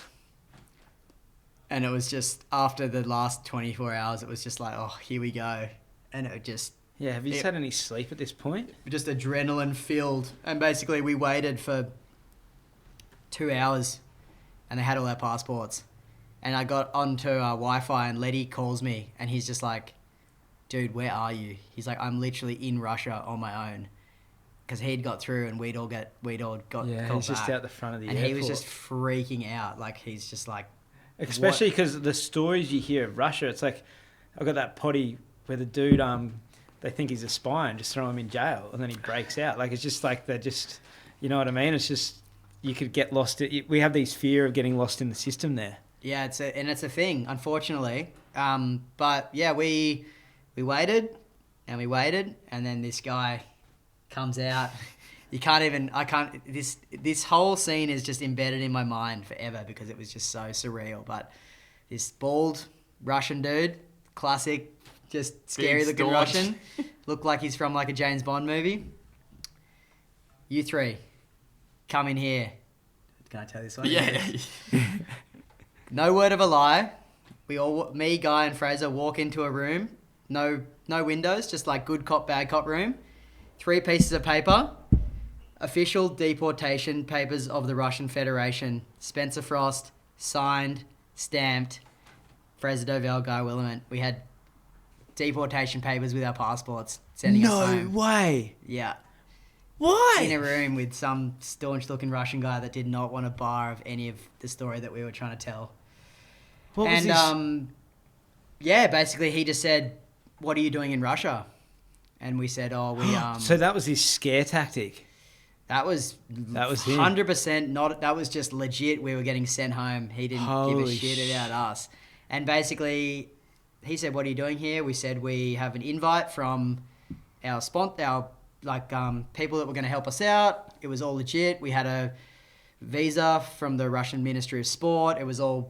Everything was good, and somewhere along the process, our invites didn't get into the immigration system. So basically, we were nobody to them. Russian government, basically. But how come Letty's did? This was so weird. Like, so when I went up to show my passport and then she asked me, do you have any other international forms of ID? And I was like, no. And she goes, go wait over there with, those guys. And then Letty goes next and they ask the same thing, do you have any other international forms of ID? And he's like, oh, I got my British passport. And she snatched it off him. And then at this point, I'm like, he's with us. Yeah, because normally you can get in trouble. Some people, like, they just travel on one passport because if you have multiple, they could freak out. Yeah, and then we were trying to say, like, no, he's with us. Like, and then she just grabs his British one, opens it, stamps his Aussie one, and then goes, get through, move through. And we're like, Lenny! Lenny! And then he's just gone, the gate's closed. He's just into Russia. He's just in Russia. Have fun, dude. But it was so wild because at this point, we're like, no idea what was going on. We're like, it's all right, it'll be 10 minutes. And then it turned into hours. And Letty didn't have Wi-Fi, so he had to hotspot off one of the hostesses that eventually came through. And he was like, I need to speak to the boys. Like, I don't know what's going on. Oh my God. And someone came up to him and were like, are you okay? And he's like, oh yeah, and explained what happened. He's like, someone's like, you should be more stressed. And then he was like, oh, should I be? Yeah, oh no. Oh fuck. I love you're like in a war zone. You're in a war zone. You're going for this, like, to surf a place no one's ever surfed. A complete extreme expedition. All this leading up, and you finally get there, and you pretty much get deported. It was such a weird feeling. I remember, like, when we walked in, we all saw the forms, and we're just like, what the fuck is going on? That was another, and it just was like, no, this can't be happening. Like, how did we get to this point, and we're about to get sent home, and then... Yeah, so Guy and Fraser kind of froze, and I had a mild panic attack. What are you doing here? The usual. I kind of just had to take charge because it was our last kind of stab at getting on this trip, and I showed him our invite and I showed him all the papers, and he kind of was like, didn't really buy it, and then he was like, give me your contact's number, and we had a lovely friend of ours, Victoria. She was like the project manager, and she was meeting us at the baggage place, like waiting for us. So I called Victoria and I said, Vic, like, we're in some trouble here. Can you give this guy some reassurance? And I basically gave him the phone. There was a bit of Russian yelling back and forth. And then he just said, gave me back the phone. Vic said, Spenny, I'll handle it. Hung up. And he said, go outside again.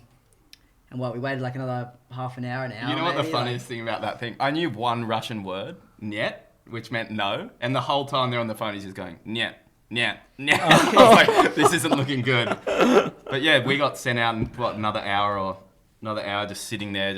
I don't even think we spoke. We were just like, this is the end. We thought it was all over. Yeah, and Letty, we were just like, all right, he's on his own now. Like, we don't even know how to communicate with him. He didn't have internet again. At this point too, you got enough time to think. Are you thinking like, oh my God, what am I going to tell the sponsors? What am I going to tell this? I don't even think that was going through our head. It was just like, don't lock us up kind of thing. Yeah. Like, just, if you're going to do it, just send us home. Like, don't keep us here kind of thing. And yeah, basically it was, an hour, and then that same guy came out and he just handed me the passport, didn't really say much, and he said, go through. And we went through the same booths and put our passports in, and it was ding, approved, and we all walked through.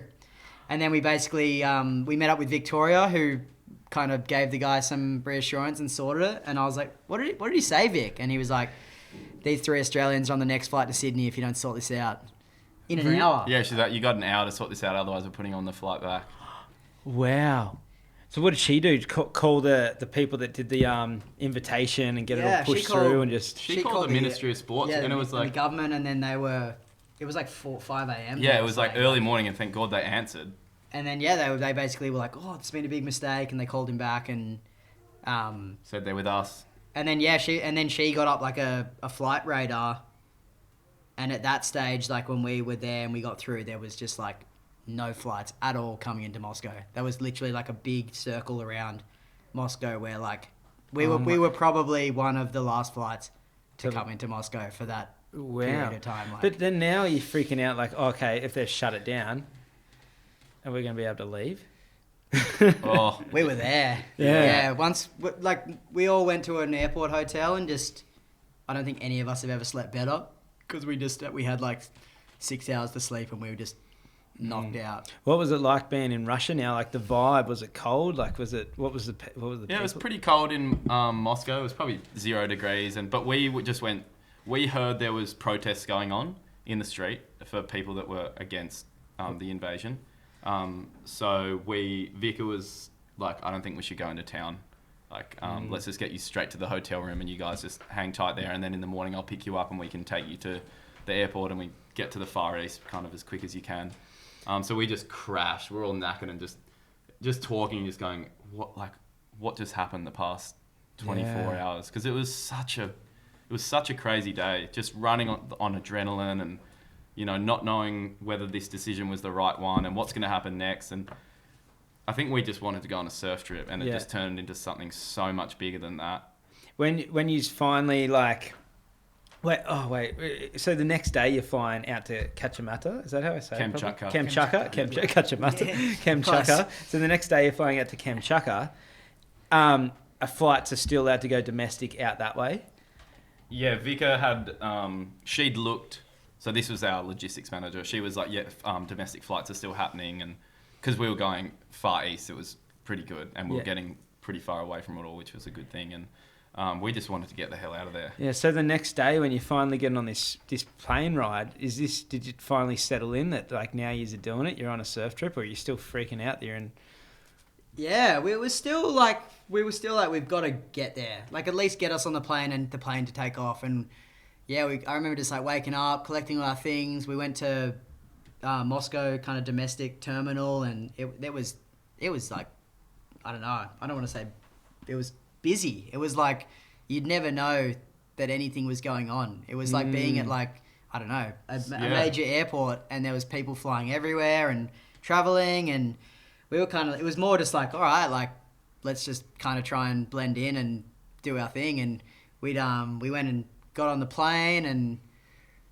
yeah, that was pretty much it. 10 hours on the plane over Siberia, and we were landing in Kamchatka. We landed in Kamchatka. It was minus 16 degrees. So it was straight out of the plane. It was like a kick in the face of the temperature we're going to get to. And that was it. As soon as we landed and we kind of left, we were like, we're here. Like, let's go. Wow. Did the boys pick you up? Were they there waiting for you? Yeah, Anton and Max were there, and we all just gave them the biggest hug. We were so cooked at this point. And even like actually flying into the airport, you're like literally flying next to volcanoes as you come in, and you like, that was the moment where you're like, oh my God, we're here and we've made it. We're doing it. And then when you land, and then like Spenny was saying, it's minus 16, and you're like, oh fuck, it's cold. Yeah. That's in the city, you know. And I was going to say too, like you've just developed this relationship with these two dudes over so long, haven't got to actually meet them. So you're finally getting to meet these guys that have made it all happen. And it's funny too, like whenever you're trying to do something, this is what, like, I think it's a good thing for the listeners to really understand. When you're going for something, people want to help you. Yeah. You know what I mean? If you put the feelers out there, people always help you. If you want to do something like different or incredible or something that means something to you, people like always want to help. So it's like it's just amazing to like have these guys and like, yeah. And for them to just defrost so much. So you've met them, and then what's the plan? To go straight to go get some sleep? Yeah, so that would have been nice. So they knew they're very like smart, educated people. Like Max is a very successful businessman. He knew everything that we went through. He knew the situation going on in the world. So they were like very like they understood. Like it was and for us to like still come and do the project, they were so appreciative that we just like did it basically and like just did it. So yeah, we met them at the airport. I think we worked out Avalon to Kamchatka is 60 hours of travel. Shit. So it was about 3 days of travel, which I've never done anything close to in my life. And got out at the airport, freezing cold, and Anton, he's like, it's been kind of blizzard storms for the last 2 weeks, but we got Bluebird Day, we got like a 2-foot offshore swell. He's like, do you guys want to go surf? Because we can just go and just ditch your stuff and you guys can cruise, but if you've got it in you, let's go surf. So we piled in all the gear, all the bags. You said yes. I had, the boys brought, 12 surfboards. So we had 2 massive board bags. I had 150 kilos of camera gear. We had Pelican cases, like bags. Guy had all his kit. Loaded it all in. And then what we were saying, there's that one road to that one beach. And we were just like, let's go. So we drove to... Did he get you a coffee on the way? We got some snacks. We went like a donut shop or something. Walked into the supermarket and we just didn't... none of it's in English. You're just looking at all this like... Kind of cool. It's a bit of like a culture shock. Such a weird town, hey? Yeah, strange town. Like ex kind of Soviet, like, but because it's dark and snowy and... Yeah, it's very... I don't even know how do you describe it? People You'll see happy. You'll see it in the They movie. seem happy there? No, Or just like not dry. many smiles. Yeah. But like once we got to meet everyone, they were amazing. Yeah. Like so friendly. They live in a rough, raw place, It's, you know? it's a pretty ghetto town. Yeah, Yeah. it's raw as it comes in winter. You're tough as nails if you live there. Yeah. And then Anton is like, I'm gonna take you to my surf camp, which he has on the beach down that one road. And we were just driving through the city and driving to it's probably a 2 hour and a half drive from the airport. And there's volcanoes and there's snow and we were just like all screaming and yelling in the car because we're so excited. And then we pulled up at this beach. It's covered in snow. We see Anton's little shack on the beach where he's like running this surf camp. And there's just like 2-foot offshore peaks, like.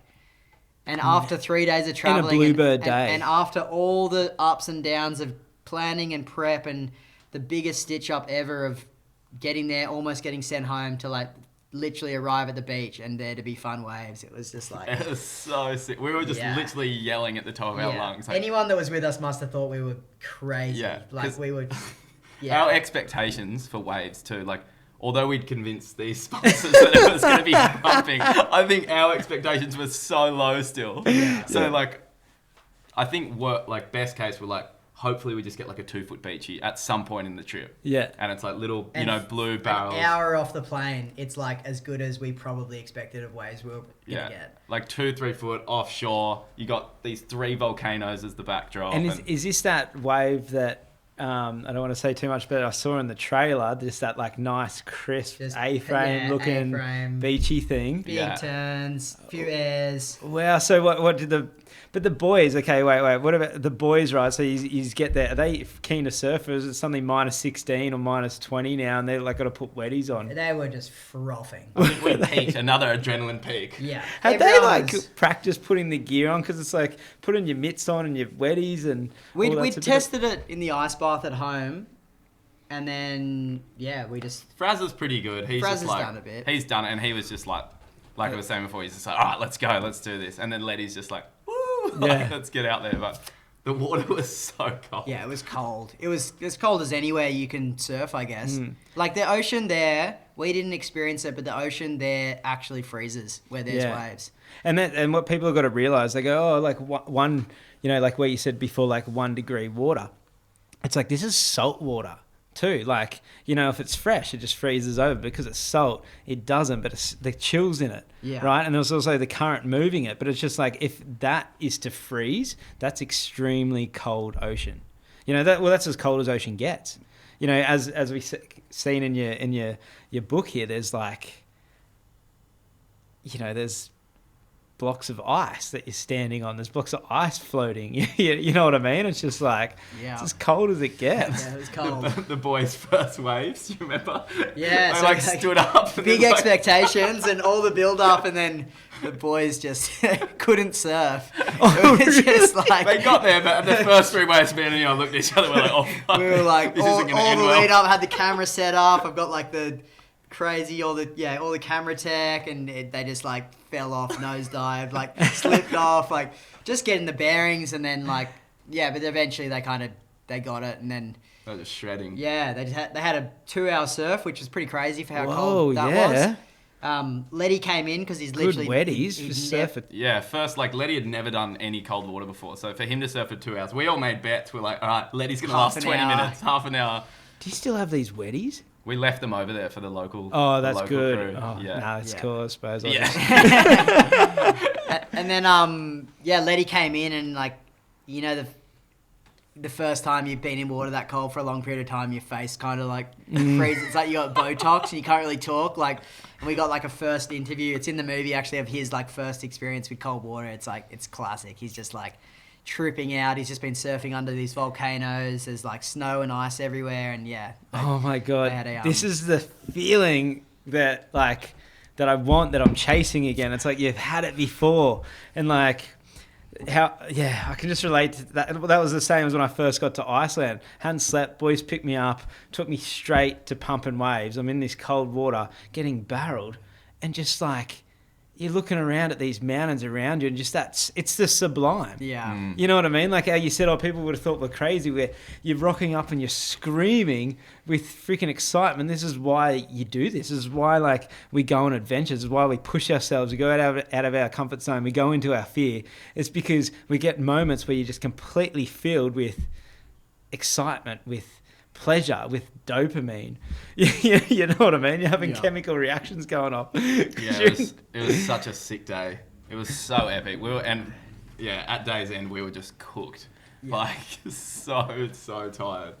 But it was that just arriving and seeing the landscape was like, because we'd looked at it on a computer for the last year or two, just like dreaming, and then you get there and you get to experience it and you're going, wow, like we've made it. And it's kind of like, it was kind of like you're kissed by the gods.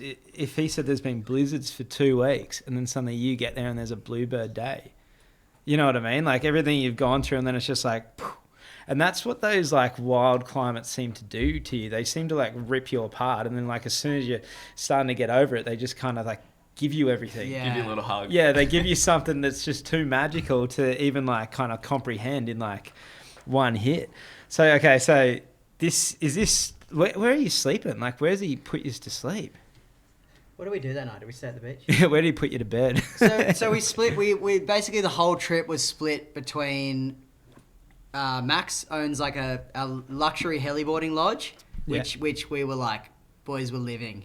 It was like a small portion of it. We were like eating well. They had a hot tub. It was like pretty damn sick. Like. Cabin in the mountains. Mountains. All had our own room. It was like, so what, we were there 2 months, so probably like 3 weeks we were in like pretty good accom and pretty luxury. Then another third of it we were at Anton's cabin, where there's like no power, no water, no electricity. No. Is there a fire? Yeah, there's fire. A fire. But it's on the beach, so it's 100 meters from the shoreline, and he's got this like caravan. It's basically like an old caravan where we'd all cram into, like, I'd be sleeping on a couch, the boys would be like all sharing a bed. Like it was like pretty like rough. It was roughing it. We love that. Yeah. Like we're good with that stuff. Like but it was like pretty kind of ghetto in winter. I think all the pipes freeze, so there's no plumbing and there's no way you can get electricity to the beach, so it was just like we were just like making do. So that was a portion of it as well. And then the other portion, which we'll get to, I'm sure, we were camping at the beach. So we'd get dropped off somewhere along the coastline with like tents, food, sleeping bags, everything else, and then fend for ourselves or as much as we could. So that first day, like first surf, first good sleep. Then after that, like, what's the swell forecast? Are you guys looking at maps? Like, what's the plan? Because have you got 3 helicopter rides? What'd you end up? Yeah, that's where you go. We went to the mountains. Yeah. So we drove up to the mountains from the beach, and we all pretty much just carked it the whole way, which is, what is it, like a 3-4 hour drive to the lodge? And then, we got up there and got to see, so it's called Snow Valley, Max's place, for the first time, and it was just like insane. Like there's all these different kind of cabins, different coloured cabins in the mountains. You've got this huge, like 3,000 metre volcano just to the left, and like these hot springs, like natural hot springs, and everyone was just so excited that we were there. And we kind of saw our little house and we're like, wow, this is base camp for the next 6 weeks, 2 months. And then, we kind of just crashed that night, like so dead. Hit the pillow, woke up 10 hours later and went and had brekkie, and we saw Max and he was like, boys, we're going to jump in the heli today. And we were like, all right. And he's like, there's another crew of Russians that have heard you guys are here and they want you to jump in the heli with them. They're going to go heli boarding, and you guys can brekkie the coastline, and if you want, bring a snowboard. So they've just offered. Yeah, This is yes. it was so, yeah, they just heard Yeah. that 4 Aussie surfers. Everyone was really excited that we were Yeah. there, and they had some room in the helicopter for us, and they just chucked us in, and we had like the best day. So these helicopters as well. Like I like to think I've done a fair few helicopter rides like all over the world. So has Guy. These helicopters, they're called MI8s, and they're big. ginormous. Like they're like a small school bus that can fly. So like them saying they'll chuck a few other people in, it was like it wasn't that big a deal. Like you can fit like one time we had like I think you can fit 28 people in the back of them. we had a snowmobile. We one day we got a boat in the back of a helicopter, and then we had like you can put like 28 people. They're ginormous, and they're just like they maneuver like any other helicopter. They're so radical, like diving down mountains and like it was a crazy experience in itself. Just like Wow, and that's just like fate too. They're like, boys, come do a recon. We're going heliboarding. It was you- the it nutsest day. It was like crazy. Yeah, like kind of like we touched on before, like you see this place on like a computer screen for like a year or 2 years, and then you get there and you're flying in these ginormous helicopters, like passing those volcanoes with like ocean in the distance, and you're just looking at each other, just going, "How is this real right now?" Like, and then you look at Spenny and we're like, "Dude, we made this happen. Like, this is nuts." And like you're looking at the team and everyone back home that's helped us too, and you're just like, "Wow, it's such a pinch yourself moment." Yeah. Like fully like sensory overload, and then seeing the coast, and there's so many different bays and inlets, and there wasn't much swell this day, but there was still like little lines coming in, and you just look and you're like, there's so much potential here. So did you see anything where you're like, this is a spot we need to check?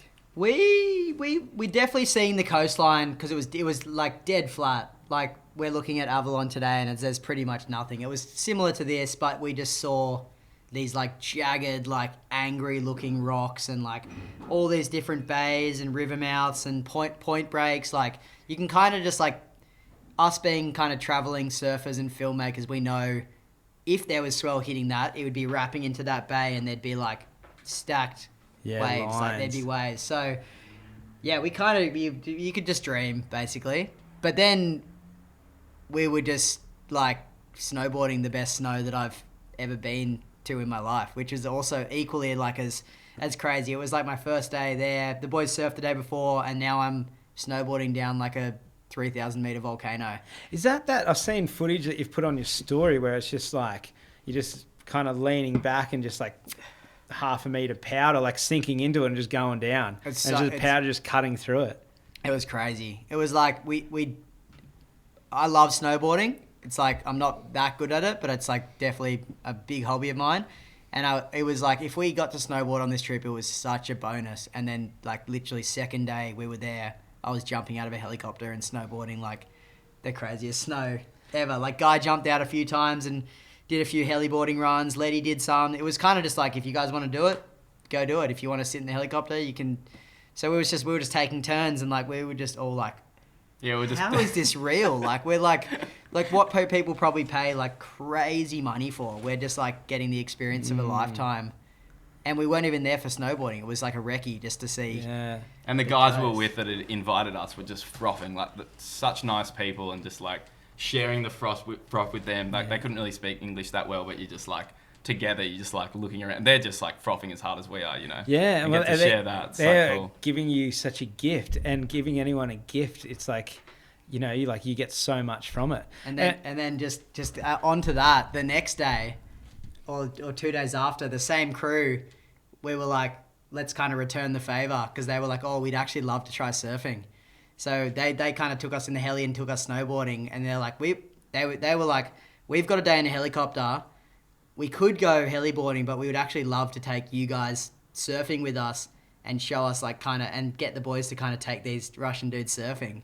So we like loaded in like big foamies, and like the boys got surfboards, and we flew to the coast, like this remote bay that probably no one's really surfed before. And the Letty and Fraser got to take these guys surfing that had like almost never surfed before as well. That took us up in the heli to go heliboarding a few days before. Oh, wow. So it was such a good like return the favor of just like, and we got to go see another part of the coastline, which was amazing. Yeah. But yeah, it was. See, humans are incredible, and pretty much you just hear it story after story with podcast after podcast about anyone going out and like doing it, like how I said before, people just help you, but you create these experiences. When you just go for it, these experiences just come like to you. The reason why I'm saying this because I'm about to leave and like I'm getting excited. I'm like, whoa, what's going to happen on my trip? You know what I mean? It's just like because you know something's going to. Yeah. Okay. So, all right. So second surf now. Had there been swell the day that you took them? No, it was similar to the recce day, maybe like tiny bit bigger, hey? Yeah, it was like 1 to 2 foot. Every now and then a 2 foot set would roll through this bay, which was really, really good wave actually. It just didn't have the size that day, but you could see the shape and you're just like... Yeah, so you're starting to see the potential. Are you looking at the surf forecast? Well, that day we saw, even like a 2 foot day, you can see lines, and we saw like groomed lines, and we were like, this coastline is crazy. Like that was the first like peak of like a 2 foot wave along this whole coastline, and we were like, there must be mental setups here. And then back to the mountains. We're just like regathering everything, and then I can't remember who saw it, but basically someone was like, hey, there's a swell. I don't know if we like touched on this earlier, but when we were looking back at all the swell charts, there's probably like one swell a month that's like kind of 8 to 10 foot swell, and then offshore winds. Yeah, you get like these trade winds off Siberia after these big storms hit. So you get like a day or two where it's like big storms come in, then the offshore hits, so you get like a moment. But there's so many things that have to come together for us to be able to even get to the coastline, right? Because you got storms coming in. You got to fly a helicopter through the mountains and get to the coast. Plus, you got to know where you want to go. Yeah, and like heli time is expensive.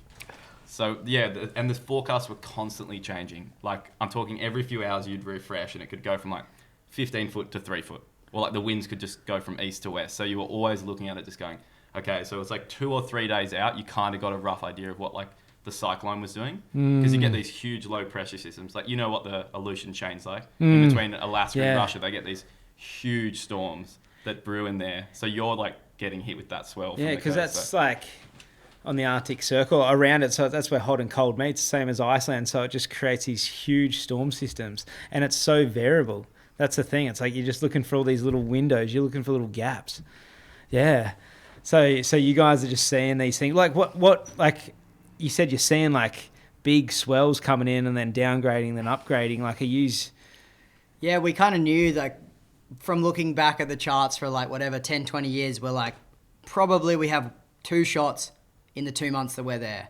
Like we'll probably have 2 chances where it's going to be like a big swell with good winds. But we were like, no one has been here in winter when there's been a swell this big. Like no one that surfs and knows surfing.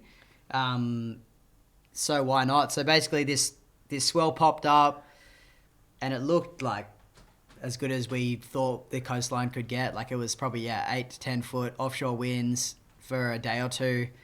And it was always that we were all talking. We're like, is this the swell? Are we blowing it? Is it crazy that we're going on this swell? Anton, who was like, the local surfer, was kind of like, I've never chased a swell this big, or I've never seen the coast. Like, he basically said, I don't know any spots that are going to hold a swell this big. Because he's a really good longboarder, and he rides like a fish, so he goes out and like fun surf, kind of what we had the first day, like 2-3 foot. So a 10 foot swell for him is like, it's a bit not foreign. Rideable. It's super foreign. So that was like just going into the unknown. Well, it's fully the unknown.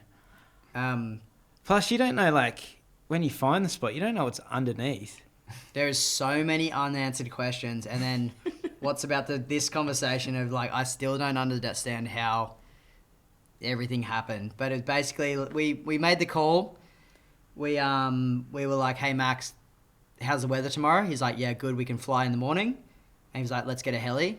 The helis are fucking pretty expensive. Yeah, insane. Like that big fuel is like next level expensive. Yeah. So it's like if you make the call, it's like, if you make the call, it's like, we're kind of on. And to do that, when Anton was like, I don't know where to go, and Max was like, I know these mountains so well, but he's like, I don't surf, so it's like, I don't know where to go. Like to someone who doesn't surf, it's like, I don't know, it's hard to kind of put it into perspective, but it's the biggest like needle in a haystack. Like he doesn't know where to go, the helicopter pilots don't know where we're going, so we were just basically like, Let's go to the left.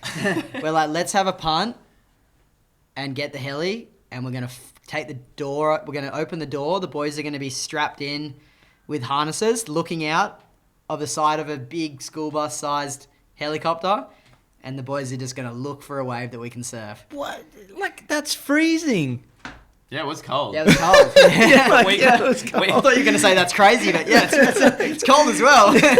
And we kind of said to Max, like, because he knew where that left was that they'd surfed in the 4th phase. So that was our only real point of, like, knowing. Reference of the coast. So we were like, let's head there and just scout on the way and see if we can see anything. Yeah. And then we were flying down the coastline, just looking out, and it was still a bit bumpy. Have you planned, like, to put camping gear in if you really find something? Like, have you chucked the camping gear in? No, I think there's always survival gear, or there's always like safety survival gear in there. But I think this time we weren't going to camp this night. I think we were always going to go home. Yeah, I can't remember. There's always emergency stuff if the helicopters can't get back to the lodge. Yeah. So you just have to wait there basically until it kind of chills out. Did we go to the point first, or we? Yeah, we went to this left point that we'd seen in the movie, and it was just massive and pretty much just a giant closing out the whole bay. And we were like, okay, it's big. Like, it was like 8 to 10 foot swell. And we were like, Fraser was like, I think I might have seen something a bit further up. Like, I reckon we should go look at it.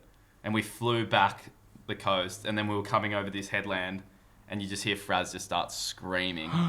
He's like pointing out the door, looking down, and him and Letty are looking out, just yelling. And then I go to the window, and I just see this thing just like fold over this like reef, like probably a kilometre out to sea, like super far out, and it just goes like, and just spits out into the channel. And we were just all like, what the fuck have we just seen? And we were all just like screaming and losing it, and then we just had to collectively just be like, okay, that might have been a fluke. And like, second wave, barrel, like blow out into the channel. Third wave, we've all seen enough good waves all over the world to be like, that's a wave. Yeah. Like, that is like an slab. 8-foot barreling wave in the middle of Russia, and we're in a helicopter, and we can tell the pilots to land right there. Well, but it's out to sea. Yeah, it was far out to sea. So we landed the chopper on the beach, and we got the drone up, and it was a kilometre out. It was like 998 metres out from where we were standing, like on the shore. So you're kind of watching, and then Spenny got his long lens out, and he was like, there's barrels out there, like it's skits. And then Fraz was like, we're going out, like we're doing it. And Letty was like, oh fuck. I would be shitting myself. Yeah, we were all like pretty shitting it. Especially because, yeah, like I said, you don't know what the bottom's like. Nah. Too, like you don't know what's there. Like, okay, but how do you get a K out? So I decided to shoot water because I was like, I want to be in the water with the boys because, like, you know, you could just get the craziest shot ever. So Anton was there too. He had a 10-foot longboard. So he was like, why don't you paddle out and shoot from the channel? Because it did look like there was like a bit of deep water on the edge of it. And I was like, okay, let's do that. Anton and I paddled out. Spenny, you freaking hiked like a kilometre up this headland so he could like look directly across into it. So him and Max, who was also a photographer, were you on split boards that day or were you just hiking? Yeah, we split boarded one day, but yeah, basically I was just adrenaline. I was just like running up like way steep snow. And I basically the boys paddled out and I set up and it took me like an hour to walk there and to set up my camera, and I set up and I had all this like crazy camera technology and lenses, and I could look like straight into the barrel. And I remember like the first one I turned on my camera and I looked into this like big open barrel, just like, and the boys had just got out there and they were just like hooting and waving their hands, and it just like spat out into the channel. And I was like, what are we, like, this is like, for when we like landed in Russia the first day, we were like, these are probably the best waves we're gonna get. And then the boys are just like a 6 to 8 foot crazy slab. We were like, wow, tripping. And then getting out there was so gnarly because there was like it was like, you know those pebbly beaches like in Iceland, you know the shories that they get, and they just like surge up on themselves. It was like an 8 foot shorey, so we all had to like time this paddle out, and I had like a big camera and the longboard, so it took me, I don't know, probably 15 minutes like later than the boys paddled out, so they were already out there, and Anton and I were trying to get through the shorey, and eventually we made it. And then it was like a 25-minute paddle just through like Oh my God. And there was this rip running out to it, and it was so gnarly. And also, like, the cold, like, usually going out, okay, you've got the chopper there, but you're so far away from warmth. You don't have long as it is. You know, yeah, you've got pretty good wetsuits, but it comes down to what you're eating, the energy you have, how hot your body's burning that day, how, like, the wind chill, there's all that stuff. Sometimes, like, I've had surfs in Iceland where I only last 20 minutes, but you've got a 25-minute paddle out, and then if you get too cold, you've got a 25-minute paddle in. There's so many variables of things to go wrong here. Spenny's an hour away hike up here. Like, I know he's running off adrenaline, but he's also getting, like, nervous. Like, or is there a game plan? I don't think any of us thought much, like, rational thinking that day. I think it was like, just adrenaline. We're on. This is it. This is like, the moment. We're here.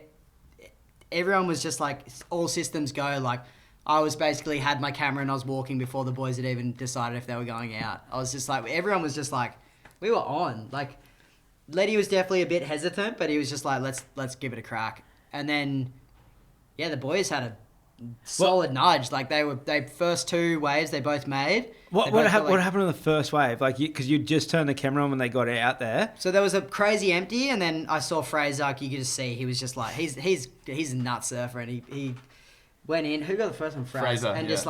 just like airdropped, like, hands free, stood up and got like really good tube and came out, and it was just like, oh my God, this is like mental. Like, no, didn't pig dog or anything. He just got the first wave of that wave. Tubed, yeah. Ever. And in the history of surfing. It was pretty cool. Yeah. And it was sick because he'd spotted it too, so it was kind of like... Kind of sick that he got like the first one. The good one. Did he name it? Yeah, we'll get back to that. Okay. Yeah, and then then Letty, second wave, Letty pig dogged one and like knifed it and made that as well. Like, first two waves, and it was just like, holy shit, I was watching just like, this is sick, like, it's on. And then kind of they got absolutely smoked on like two each, I think. The tide started draining out like really quickly, and it started kind of like, you could see that, you know, in the reef kind of, it isn't out yet, but you see it like the water sucking off it. So they were like pin dropping on quite a few. Like, they were sending it, but they just couldn't get down the face. But also, like, when you're sending it, you're getting flushed. Like, you're going down, you're getting brain freezes, your body's going quickly into hypothermia. Like, it's like, people say, oh, how do you surf in ice? And I'm like, well, if I've eaten a lot of fats and it's a warmer day, yeah, I've had like 3-4 hour surfs, but as soon as I get a flush, you know what I mean? I might only have 20 minutes left. I remember, like, when you have to swim under a wave or duck dive, it's like literally takes your breath away. You're coming up going like, and I was like, you know, holding my hands into my face because you're so cold. Like, and they were getting like flogged on like 8-footers, so I can't even imagine some of the wipeouts they were had. And being held down and like, it could be scary. And then after that, trying to paddle back out, you had to paddle all the way around, and yeah, it was crazy. That was kind of like the... Plus, you're so remote. If something happens, like, you know, obviously that's like lava rock or something. To be a reef out there like that, it's a reef. So it's like, to be sending it on big waves, that's big waves with consequence where you're far away from anything. Yeah. So it's like, I've got to say big up to the boys, all you guys, for pushing it so hard, because it's like, I think I'd be shitting myself. Yeah, I was shitting it. There was like one point in... so I was on the longboard shooting from the channel, and the current, when the tide started draining out, it kept sucking me more into the impact zone. So I was trying to sit up on the board with the lens, and then every now and then I have to reposition myself. And then, so Fraser and Letty were at the peak of the lineup, like waiting for the sets, and Anton was a bit further out because he had never seen waves like this before. Like, and he, at one point, I just see him waving at me, just going, set, get out of there. And then I look out the back and there's just like these ginormous lines coming in. And I was like, oh my God, kind of just froze for a second. I just scraped over the first one, and then the next one just goes like right in front of me, just explodes. Oh no, are you just holding onto your camera for dear life? Yeah, and I just got smoked, and like you were saying before, like the cold, I got fully flushed, my whole wetsuit just got smoked, water inside me. I had the 10-foot log on, and it's just dragging me through this like jagged rocky area, and I was just getting smoked. And then at one point my leggy got caught around a rock. Oh fuck. And there's so much weight on a longboard when you're getting pulled. Yeah. And then I don't know how, but my leash got like snapped off my housing. I didn't lose my housing, but I nearly did. And it was probably like a, I don't know, 20, 25 minute ordeal. Just, I pretty much got... Yeah, I had him in my camera and I saw I didn't see it happen, but I saw guy was on the impact zone and guy was taking the photo, so he shouldn't have been in the impact zone. And the boys are all looking for him. No one could see him, but I could kind of keep an eye on him through the long lens. The helicopter pilots had lit flares, basically saying, everyone get in because there's weather coming and the helicopter's got to go. So it was just like, went from like, boys are ripping, getting barreled, getting smashed to like survival. Like this is serious situation. Like the helicopters needs to leave because there's, and then guys lost on the rocks. The boys don't know where he is. Everyone's in the radios, like talking, like. I got washed like hundreds of meters into this like cliff face, pretty much, and I was like so rattled. And the other thing is too, you've got a housing. It's not like you can just, and now the leash is off. Like you can't just jump on and like paddle. You've got to like try and hold on to your camera, and those cameras and housings are worth a crap load. And you got to try paddle. And it was a long lens in it, so I had like a 70-200 for the camera nerds out there, which is like a big lens and really heavy. So it was like a solid weight, and then I was just so rattled and like just rinsed, and I was so cold and I started cramping, and then I finally made it back to this channel on like the other side of the bay from where the heli was. Like I couldn't see the helicopter anymore, and boys are like hundreds of meters out the back, and I'm just like struggling to breathe. I was so tired and cold, and then I started paddling out the back, and at this point I'm like fully exhausted. Oh, so you haven't even seen the flares going off? No, I don't know the flares are going off. No. Wow. And then I got out to the back like, I don't know, 10 or 15 minutes later, and I'm so tired. And I just like didn't want to kind of make a scene. And Letty and Fraser like, you okay? And I was just like, yeah, I'm good. And they're like, we got to go in. And I'd like missed shots of Fraser's like crazy wave. So I'm like so rattled that I've like, you know, what I thought was going to be like one of the craziest days of my life, like getting sick photos turned into like the biggest nightmare. Like I'd missed shots. I'd been rinsed. I felt like, I wouldn't say I nearly drowned, but it was like, I was at a point where I was like so exhausted, and then we had to have like the paddle in, and then I just couldn't keep up with the boys, like trying to balance the housing on the front, and I was so tired and just cramping, and then I just wasn't making any progress, and I kind of was just like trying to do 10 strokes at a time because I was just so cooked, so cold. And then scary, when you're just like, and I was done, and then I kind of just sat on the board and I was like, I don't know how the fuck I'm gonna get in. And then Letty, they were pretty much on the shore, and Letty had seen that I was like still hundreds of meters out to sea, and he came back and he's like, dude, what the fuck is going on? And I was like nearly in tears at this point because I was like, dude, I don't know if I can get in. Like, I'm fucked. And then he helped me in and he paddled me in together, and we got to the shore and then got through the shore, which took a few minutes. And then I got to shore and I just like collapsed and started crying. Oh, wow. Yeah, and I just ran over because I'd come back at this point because it took them way longer to get in than it would to me to walk back to the helicopter. And I saw that there was commotion. I know what happened, and I was like one of those moments where I was like, your best mate's in a bit of a state, he's crying, but you got to film it. So I had my camera, just checked it, he was all right, and then I just didn't like do too much, just kept the camera on the hip and just like left it recording, and just it's just like you'll see it in the movie, it's like uncomfortable because like if you know Guy, he's like very distressed and he's in pain, and it's just like it's kind of, I'm like really happy that we documented it because it's like it just shows like how real the situation was, and like and how raw it is, because that's it's hard for people to really relate to that climate. Yeah, how you said like how much it takes your breath away. Like literally, like I remember someone said to me once, like, oh, when you wear wetsuits that thick, it isn't as dangerous because you float. And I'm like, well, it's like the water's that cold. It's like you kind of don't float. It's like you sink, and then obviously you can't breathe. It's like, and the water's so much heavier. Like when it's that cold. Yeah, like, it's something about it, eh? It's just like, it just doesn't, it's not like here. Yeah, like I feel like both of us have had some pretty gnarly experiences, like swimming water and some swells, and I'd never broke like that before. Like you always kind of get in and go, that was hectic, but you kind of find a way through it. But that was the first time I've ever like just fully broken on the shore. And did it shake you like for what was to come? I was so rattled. Like the experience, like just getting rinsed, and that was, I don't know if you've had it like mountaineering or surfing before, when you're like, I don't know if I can actually continue. Yeah, like I've 100% had it. It's just like you just don't think you got any more in. That's why I said that counting. I said that's a scary moment when you're counting, when you're down to counting like just 10 more. or just 5 more. You just got to keep going. You don't know where it comes from anymore. Yeah, that was the first time that I ever felt like, okay, how do I get past this point? There was no like, I couldn't get in, and that was the end of the story. I was like, the helicopter might have to come get me, or because I was so, I guess, dehydrated, cold, like exhausted, and then it got to shore and just like broke.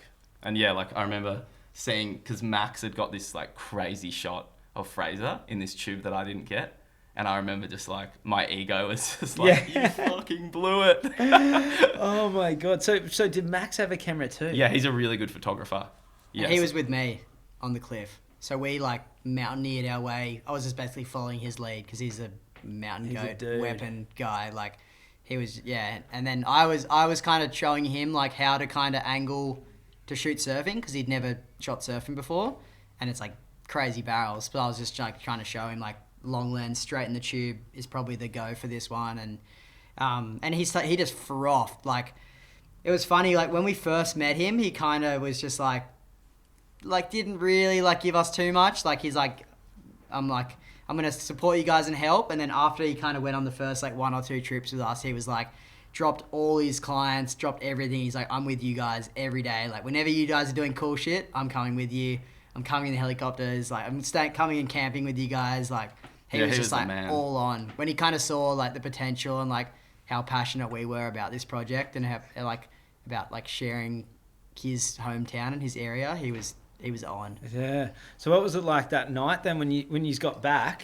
Obviously, if you feel to actually sit back and reflect on like that now this is real. You've found world-class waves, been the first to surf them, gotten the shot, the movie's happening properly. You know what I mean? Like as in like. You're taking something home.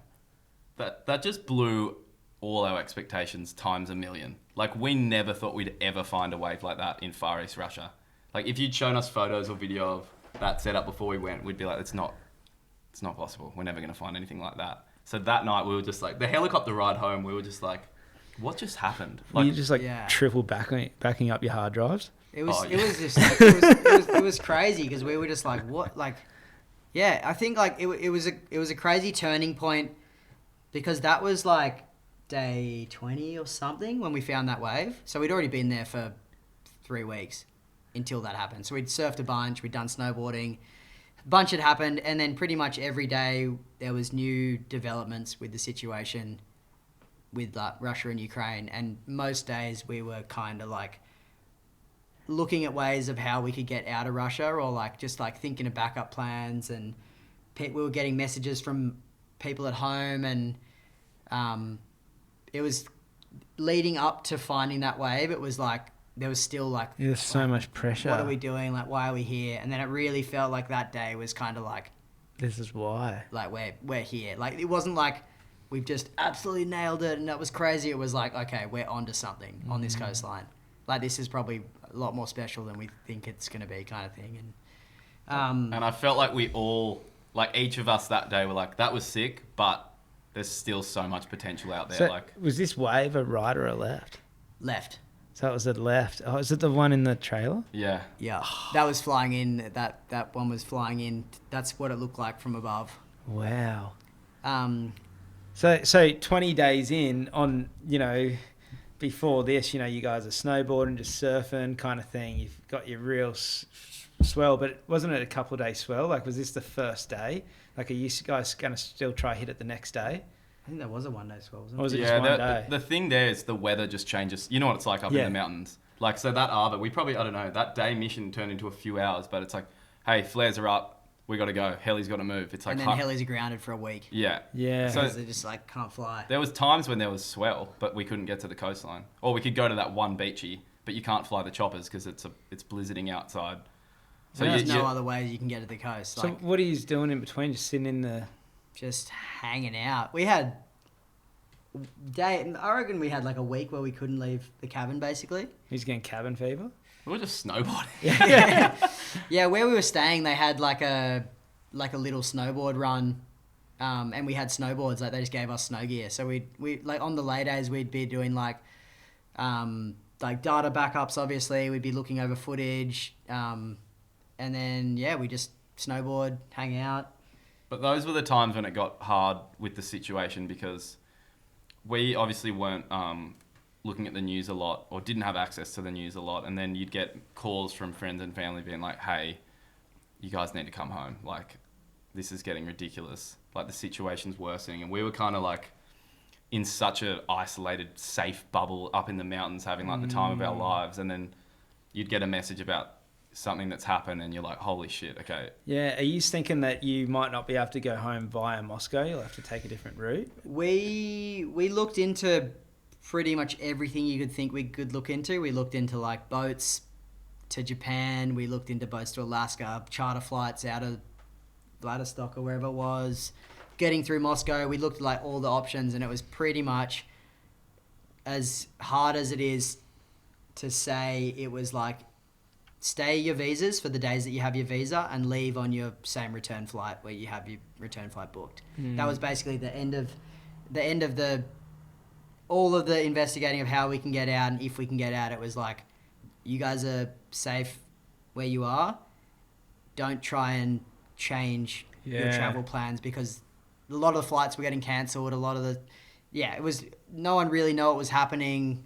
But Luke was also like, every day we were checking in with Luke, and he was kind of updating us on what was happening. And there was a few days where it was like, have a bag packed, because if flights, if Abu Dhabi and Dubai close off to Russia, then we need to get you home like immediately, because then you're going to be trapped there.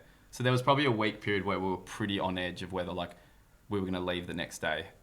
Wow. Which was just, it was so strange, because, you know, half of you is like, oh, we're here discovering waves and we've had this crazy, you know, experience at finding this left. And then you get home and you have your girlfriend and parents saying, hey, let's wrap this up. And the scary thought about that is, as you're getting locked out, you know, kind of thing. Like, if you get stuck in Russia, it's like, you know, just even funding and everything. It was kind of like when the pandemic hit, you know, I was overseas and it was like, oh, am I going to be able to make it home, kind of thing. And it's just scary, because you're thinking, do I stay here? Do I go? Do I stay? Like, yeah, because you were in Iceland. Yeah, I was in Iceland when the world that. shut down, and then I ran the gauntlet.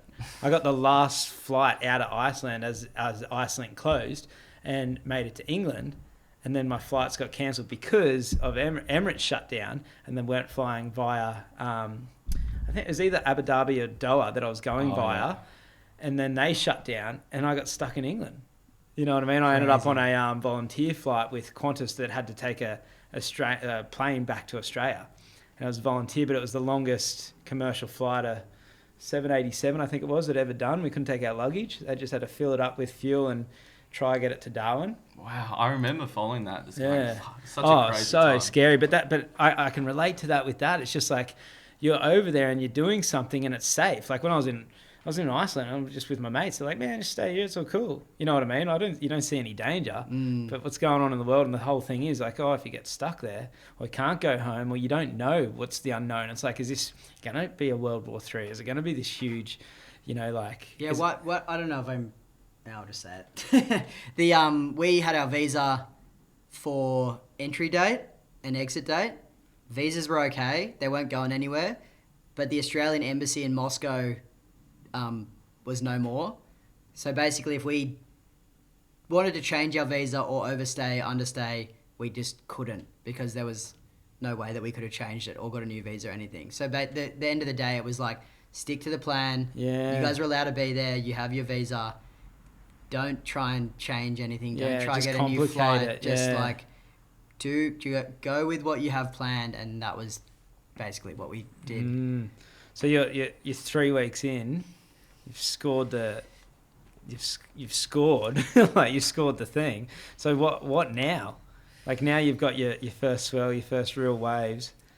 It was just putting everything back on that left. Like, if there's a swell, we need to throw everything at this wave, because it's like, we all felt like we needed to have a redemption surfer out there to like get the one. Because the boys got sick ones, but it was like, there was so much potential. Yeah. So it was like, we needed to be on every swell, and we were just like looking at the weather charts like every day to see if anything was going to pop up, and just planning. And yeah, it's pretty much... And yeah, we were right in like all of our kind of research and stuff. That was the swell for that first month. That was the only one.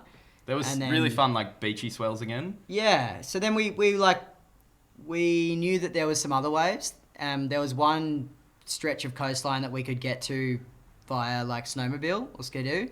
So we did that mission one day, and it was like, yeah, crazy mission. Like went via like active volcanoes, and we were inside the crater, and yeah, biggest mission through the mountains. All of us riding. We like flipped a snowmobile once. Like it was such fish out of water. Like we're all like ocean people, surfers, and to be like kind of cruising through these like pretty gnarly mountains. It was yeah, it was amazing. That's the sickest part about it. That was one of the best days of the whole trip, because there wasn't like, we were chasing waves in the next couple of days, but this one day to have on the snowmobiles up in the mountains in this landscape. Like, I think there's like 150 active volcanoes on the peninsula. So there's a lot of them. 29 active. Yeah. So you're seeing like in the distance, you're seeing smoke come out of these, and you're just riding through the mountains, and we're all just screaming and yelling, and like it was great, and it was pretty freaking cold.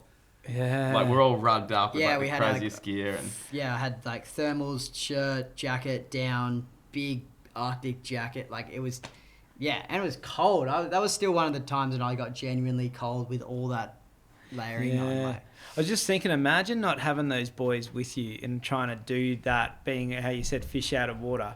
It's just like, how scary would it be going across like, you know, glaciers or these snowfields kind of thing, going from different bay to bay without having, you know, the guys that know that terrain and know how to handle themselves in that terrain. Like the first day was like bluebird, like you could see a kilometer. We were just going like pinning it as hard as we could.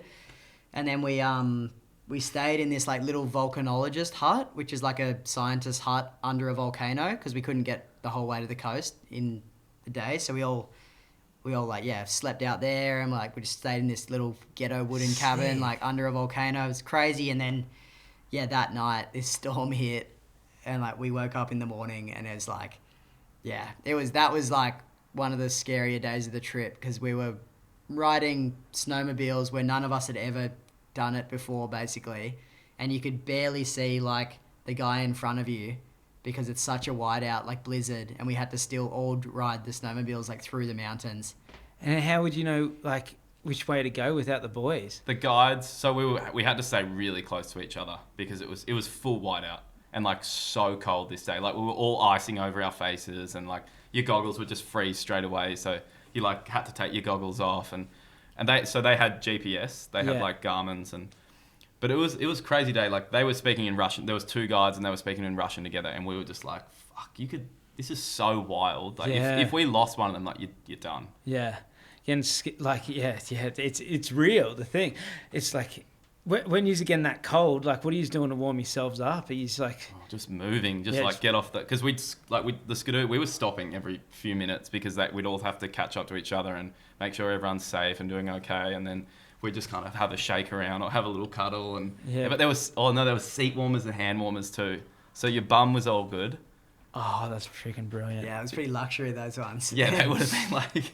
But it was that was definitely one of the moments on the trip where like we are out of our depths, and none of us have like, guys got a bit of mountain experience. I've got very limited. The boys have absolutely none, and then we're in these like craziest situations where we're here for a surf trip, and we're just like up in between these volcanoes with like a full whiteout, and none of us know how to drive snowmobiles, and we're all just like trying to get to the beach because we think there might be a swell that we can surf this wave that we don't even know exists, and we're just like literally biggest it's punters. just blind optimism, literally blind optimism, just like trying to follow whatever we think we're doing, just to like. Did you just make it to the beach? Yeah, we made it. It was like ended up being a sick adventure, but I reckon like mountaineer people will watch the film and be like, these fucking idiots. Oh yeah, that's the thing. Yeah, But like we never like, we're not heroes, and we don't make out that we're heroes. No, you're on an adventure, and we don't make it out that we know it all. We're just like a couple guys that are having a punt, and we had like the biggest punt of them all, and like that trip was just like so cool to experience like volcanoes and snowmobiles, and then we got to the beach. Camped on the beach, like slept in the snow on the beach, and then woke up the next morning, and there's just this sickest like right point break. Like, you're kidding. So then the boys like surfed this right point break for what, 2-3 days? Yeah. I just can't get over that you're camping in tents down the beach, how cold it is, trying to stay warm, and then the thing is, you got those moments where you're getting out and have to get motivated to get in a wetsuit. and then get out into the ocean with like, are you lighting a fire on the beach to like get warm to or anything? Yeah. It was, we had fires and they brought like a heater. It was like A diesel heater? Some sort of heater. It was hot enough to, we had a tent set up, like there was like a kitchen, and then we could crank the heater and you could hang your wetsuits and it would like dry. Not fully dry them, but it would dry them like dry enough.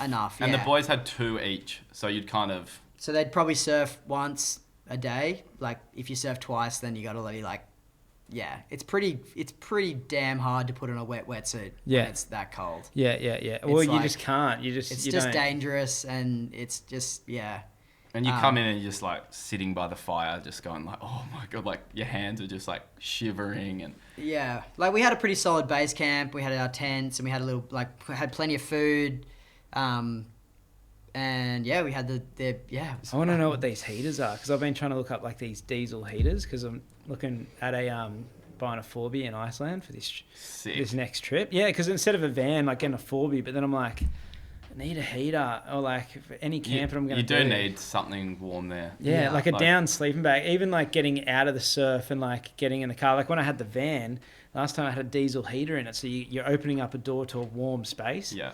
You know, and it's just like, especially when there was so many times when you're in trouble. You know what I mean? Where you've been out too long or you got caught in the surf or whatever and your cores drop too much, hypothermia set in too much, you can't even use your hands. The thing is like you would have known on this trip, you're getting to the point where you're that cold and then you have to like use your body to get in and make it happen, but your body stops working. Even like getting your booties and gloves off. Yeah. Like sometimes you like can't grab. You can't, and you're trying to use your teeth or your mouth, you're going to get someone else, or you're trying to like, Yeah, they knew how to do it. They'd camped a bunch of times. Like they're really good mountain people, and they had like it wasn't a massive dome tent, but it was quite a big like gear tent.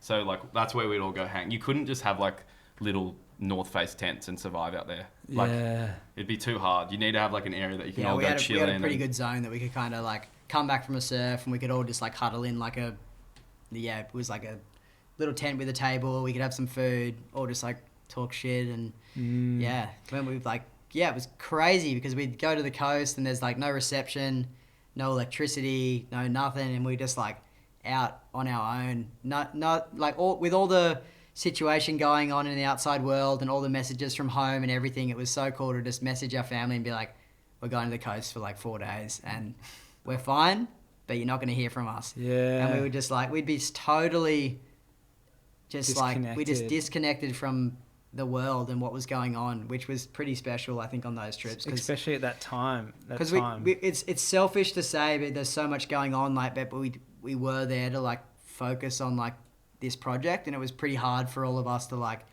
give it the attention it needed because there was so much outside influence of like what was happening on the trip and what was happening in the world. But that's what we're all chasing. We're all like, we're all chasing it. You know what I mean? We're all chasing the moment, to be completely in the now.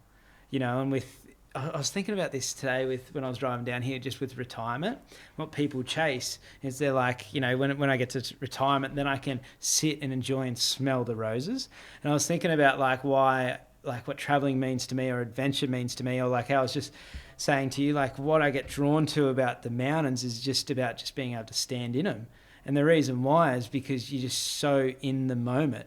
You're in the now. You know, like when I'm in Crescent at my property, there's hardly any reception. I get like kind of one bar, so I don't have that distraction. You get to be more in the now. It's like you guys going on this trip and going down, it's like it's not a selfish thing. You're giving yourself what we all dream about, what we spend our lives trying to give ourselves. You know what I mean? People work their whole life so they can kind of try to give themselves the now, the moment, you know? But it's just like you're doing what we all want to do. You know what I mean? Like you're going and just being like immersed in the now. And in a landscape like that, it's just like you can't not be blown away all the time. Yeah, what was that like to be down on those beaches or mishing into these places and just knowing how remote you were, knowing that you're doing something like that no one's done? Like, is that like what did that feel like? It's weird to even think about it because you dream of doing it and then you get there and it's just like happening around you and you're so in the moment that it's like, I don't know, it didn't feel like super out there. You'd have these highs, but it was also like just appreciation and like gratitude for even being there. And you definitely have moments where you're like, how, like I've already said, like, how did this happen? How did we get here? Like, how are we experiencing this with like 3 of your best mates? Like, and that's the moments where you just like, you're literally just, yeah, you're just in awe. Awe is the right word. Do you know how you're experiencing it? Because you allowed yourself to. Totally. I was literally just thinking about that and thinking like, what's the difference? And it's just like you guys had a dream and you allowed yourselves to go for it. You know what I mean? It's like they don't make rules for the exceptional. If you want something and you work and you strive and you go over the hurdles, it's just like sometimes that's why that goal is so beautiful. That's why the moment is so amazing or incredible. That's why the sublime is the sublime, is because you work so hard to get it. And maybe sometimes people get caught up and think it's going to come to them. You know, like that it's just like, it's like this, like, I don't know, it's just like a self-entitlement or something, that it's just like the moment will just happen for you. You know what I mean? And no, I want this or I want that. It's going to come. It's like, no, it's like the beauty of life is the fact that like we have to create it for ourselves, you know, that we're in the driver's seat. And if you want it to happen, you go out and make it happen. And that's the difference with you guys.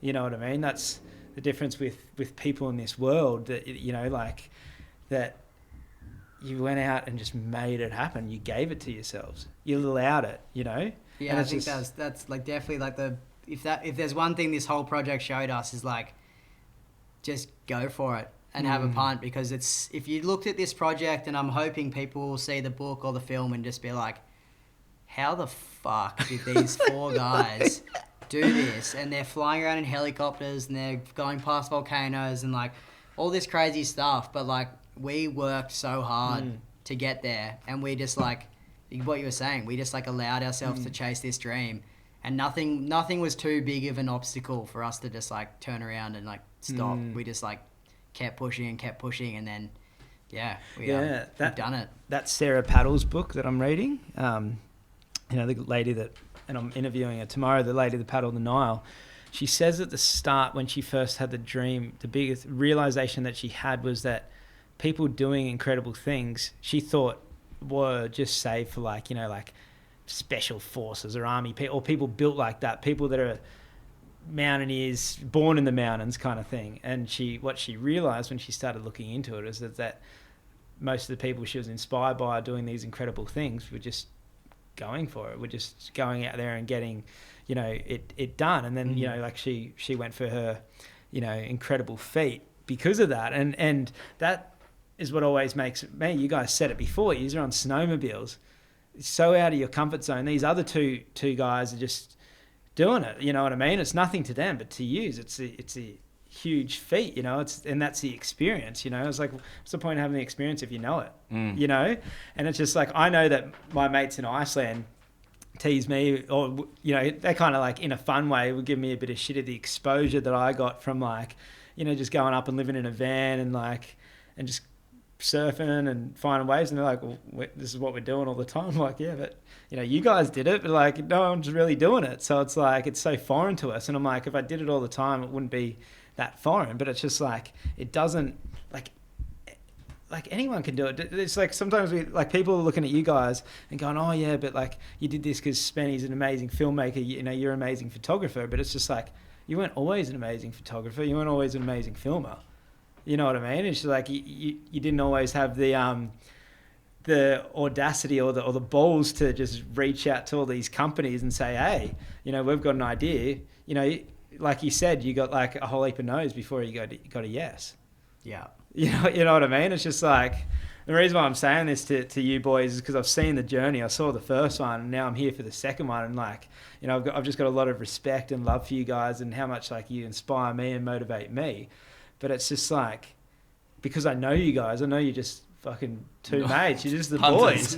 Yeah, you're just the punters, you know, and that's why it's so inspiring. And I just I'm saying this to give you guys some credit. You know, you really, like I said in the last potty we did about the movie, you pulled off something magic.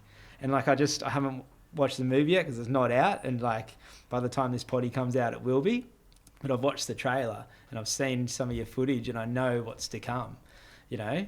So it's yeah. Thanks, dog. Yeah, no, but it's just like for the people listening right now, it's just like there's nothing different between the people listening and people sitting here in this room. Yeah, I feel like collaboration too has been such a big thing for us. Like, I feel like if you were to just do this solo, it'd be pretty gnarly.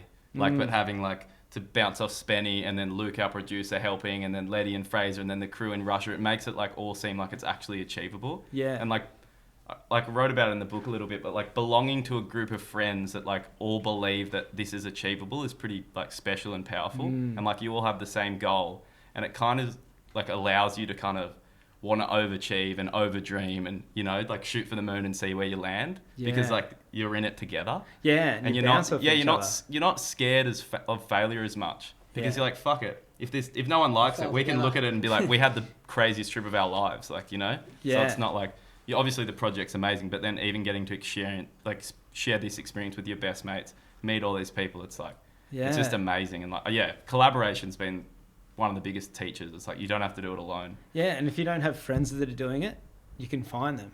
I just messaged a guy today because I'm going down to the Snowies. I just asked a couple of people if they know any mountaineers down there that could help me, and someone gave me some contacts or whatever, and I just messaged some guy. I'll look later to see if he's written back, but it's just like, if he does or doesn't, he might. And if he does, I've got someone that, you know, is interested in what I'm interested in, and who knows what's going to come of that. But it's just like, that's this whole like ask people. Spenny sending that message to Anton has created this whole last year project, for us. Yeah, it's crazy to think like a translated Instagram message has turned into this massive project that. Massive expedition. Yeah. Just did an expedition. Okay, so back to the wild land. You know, you guys are in like -30 camping, and you found this right-hander. You know, like. Oh yeah, we were there. The boys ripping. I know we went. That's the best thing about Diaries of the Wild Ones. You go on rants, you get deep, you think about it. You know. The boys were ripping. We camped out there for 3 days, I think. We were at that point, and they just surfed their brains out, and it was a little bit wobbly, but it was to find that same. We'd finding that in Russia. We're like, this is just place just keeps giving and giving. Like it was like they're really good surfers. They're both natural footers as well. So like a 2-3 foot right or 3-4 foot right hand point break is epic. And we filmed pretty much there the whole time. Like we raced like all of our batteries. We used everything that we had because we didn't have anywhere to charge them for 4 days. And we basically just filled up every card we had, ate all our food, used all our batteries, and then packed up and, headed back to the mountains. With smiles on your face. Yeah, and that was just another tick of the box. All these little trips we were doing were such personal growth experiences for all of us, but it was also we've just had another section to the film.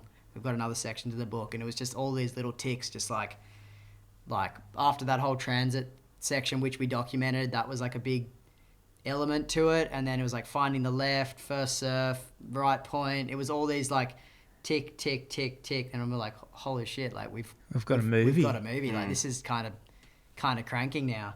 And everything that we kind of kept doing, every little surf section or new location we'd go to, we would just it would just kept adding and adding and adding, and we'd be filling up hard drives. And it was so cool to see it all just coming together. Did you just get any other swells on the horizon, big ones?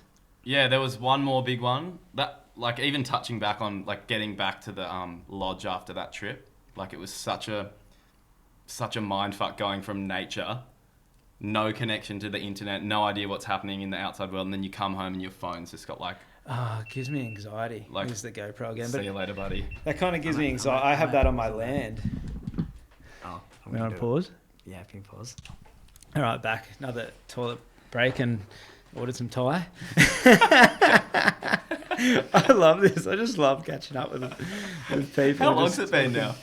Oh, we're in the thick of it. Yeah. It's 2 hours. It's just a bit over 2 hours, and we're we've told some stories. Yeah, but it's the whole point. It's just that's what I mean. Stories deserve justice. So the right-hand points are cranking, filled up all the batteries. You're heading back to the shack. Your phones are going off. And back to reality. Oh, yeah. That was a pretty heavy moment just because, the situation had escalated like pretty drastically again, and we were still trying to figure out what to do. And yeah, we were definitely in our little bubble, and then you come back to that and you're like, okay, this is really gnarly what's happening. And then Facebook had, like, all these sanctions started to come in. So like Facebook and Messenger had gone down, like Instagram had gone down. I couldn't get into my like Lightroom to even like edit photos. So Adobe, all these companies had pulled out of Russia. And then we went into the city one like the next day to do like a shop or something. And Spenny went to get cash out of the ATM, and then that declined. And then we went around to like 5 or 6 different ATMs in the city, and we couldn't get any money out. With all of our different cards, Visa, MasterCard, like travel cards. Oh my God, yeah, so they've shut down. Yeah. They shut down, yeah. Visa, MasterCard, PayPal, Western Union, or whatever that transfer company. Like we heard like cryptocurrencies were cancelling, like any way to get money in or out of Russia. They basically were just like, nothing. Yeah. Even the guides, like they use the I think it's Garmin, the GPS and navigation things, and they couldn't pay for their like monthly subscriptions anymore. Shit. Yeah, so like there was just so many little things that was like happening. It's like far out, like it's just nuts. And so how'd you get money? So I came up with the it was pretty stressy to be in a country, especially Russia, and to be honest, none of us, we heard that they were potentially going to do these financial sanctions, but they did, when they said that they'd happen, we went to an ATM and we could still get $100 at a time. So we were like, like $8. Yeah, but we were like, what's the worst? Like if that's the worst it is, like we can deal with that. Yeah. We can just cop it and pay the $8 until you got to pay the next $5,000 helicopter ride. Literally. And then it was kind of just like that was fine. We all had like $500 each, but like that'll last us a little bit because we had food, we had a comm. Like we weren't going to go hungry, but it was still kind of scary. Mm-hmm. And you've also got no like rescue money. No rescue money, which was something that a few people were like, get like $2-3 grand cash out and have it on you at all times. But also insurance, but like being in like a war-torn area or something, don't like COVID, it's like they cancelled insurances and stuff. They're like, oh, your insurance is not valid if it's like a war zone or like. I actually don't know what happened with our. I think it got void. Yeah, but I had travel insurance and I claimed broken camera gear and it actually came through. Oh, good on But you. I don't know what would happen if we broke a leg or something and we had to get medical help, which we never really thought about, but that was actually kind of crazy to think about. But then anyway, yeah, basically we needed money and there's no way to get money in or out of Russia. So we spoke to a lot of people and I came up with the kind of semi-genius idea that we have a friend in Bali who has a Balinese and Australian bank account. And then Anton, who we were hanging with, the surfer, had a friend in Bali who had a Russian and a Balinese bank account. So I messaged my mate, Anton messaged his mate, and I was like, Dan, how much was it? Like, it's like 10 grand. I think it was 5 grand. I was like, Dan, I'm going to send you 5 grand. Can you just go meet up with this Russian dude in Bali and give him 5,000 in rupiah, which is like $50 million or something, and give him the cash, and then he's going to transfer out of his Balinese account, or he's going to transfer our mate out of his Russian account into Russia, $5,000 Russian. And basically I sent my mate the cash, he got it out in ATM, went up and met with a guy that none of us had met. It was just like trust because we didn't have any other option. And then he sent Anton $5,000 and Anton got it out in rubles, which is the currency, and we all had money for the next month. Lucky and also genius. Mm. Yeah, some of my best work. And if you didn't, I was just thinking too, if you didn't have that dude, like it'd be so hard to find someone to have trust to do that. I don't know. Like that just would have been so. I remember when I literally lucky. came up with the idea and everyone was just like, that's kind of genius. Yeah, like it might work. Like, Anton, do you have any mates in Bali? Actually, I've got one. Yeah, my best friend actually. Yeah, it was actually like it all worked out in the end, which is like, it was just kind of, that was just like a little hiccup. Like, Instagram and Messenger going down was kind of losing communication with home, which is pretty scary when you're in a country like that with the situation that was happening. And then, the money thing was, it's just like kind of speed bumps, I guess, but we kind of overcame all these little things and... Like any real adventure. Cheers. Cheers, boys. and then what else? So basically we had money, we were in, we still had, I think, one more trip in the helicopters, which was like pre-paid for, pre-booked and everything else. And then, but if you got that one more trip, you're going to have to we went back to the beach, Anton's beach, because there was like a week of like 3-foot waves there. So we went and hung out at that cabin like that we'd been hanging out on the beach. And he kind of was like, hey, like if you guys aren't busy, I've got a few of the local groms that want to come and surf with Letty and Fraser. And to all of us, it's like the craziest thing that it's like -15, -20, 1 degree in the water, snow all over the mountains, and there's kids that are like learning how to surf in like, beaming smiles, wetsuits that barely fit them.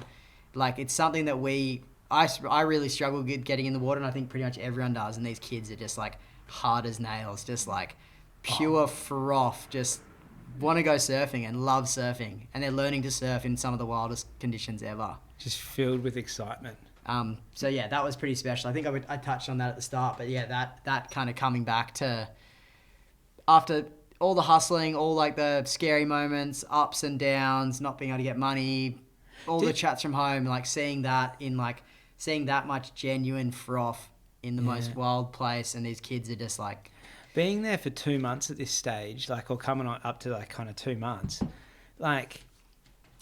You're foreigners in such a foreign land.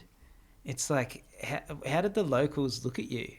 Like, especially being surfer. Like, I know you said at the start, they could just kind of think you're crazy and everything, people surfing there. But did they kind of start getting used to you? Or like, how did they start like treating you guys? Especially, you could take their kids, surfing or whatever, give them this experience. Were they looking at you guys as just like weird foreigners?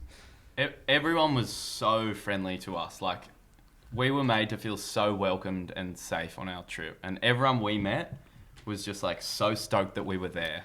Isn't that like that's what always trips me out? Like Henry Bryden, the guy that runs We Are Explorers, when he did the bike ride, like it was like 2.5 years, I think it was, that he rode from England down to Australia, and he went through all through the Middle East, like Afghanistan, Kazakhstan, like all these like wild places, and he said, especially in those areas, that the rawer he went, he said the more hospitality he got. The places where he was like scared of the most, he said the people were just the most like kind of giving. People that had nothing would give the most, and just their and then I was thinking about it. I was like, maybe it's just the fact you're just so foreign that they're not used to. Like if you're just another tourist, you're just another tourist, whatever.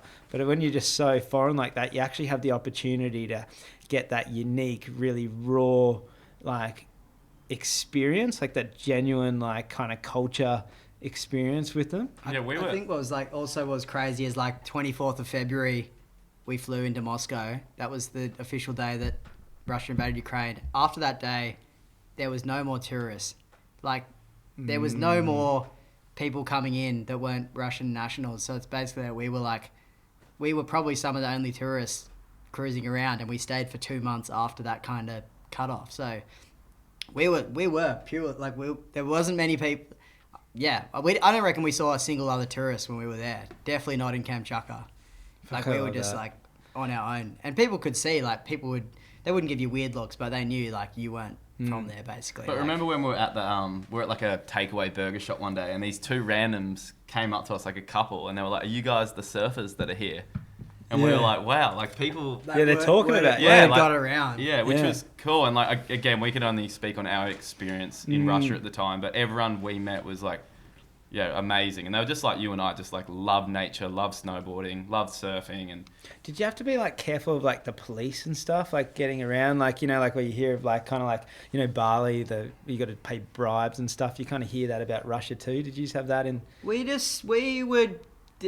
trod extra lightly where we were anywhere like public. Yeah. Like we just like would try and don't be stupid, don't get your camera out, don't like don't be yelling in the street. Like we were extra careful, and then we probably always had someone with us that was like Russian person. We never really like totally on our own, which like I don't think it would have been pretty hard for us to get into like that sort of trouble, I think. And what about like crime wise, like when you said like you've got red cameras like with you, you know, like the word gets around you're doing a surf film or you're surfing or whatever, were you just getting nervous about like maybe people wanting to rob you or anything, or like you just felt super safe? Anton made us feel pretty comfortable. Like we'd go and get food and the gear would be in the truck, like in the back, because it was like a ute. Not locked. Not locked. And he'd be like, dude, it's fine.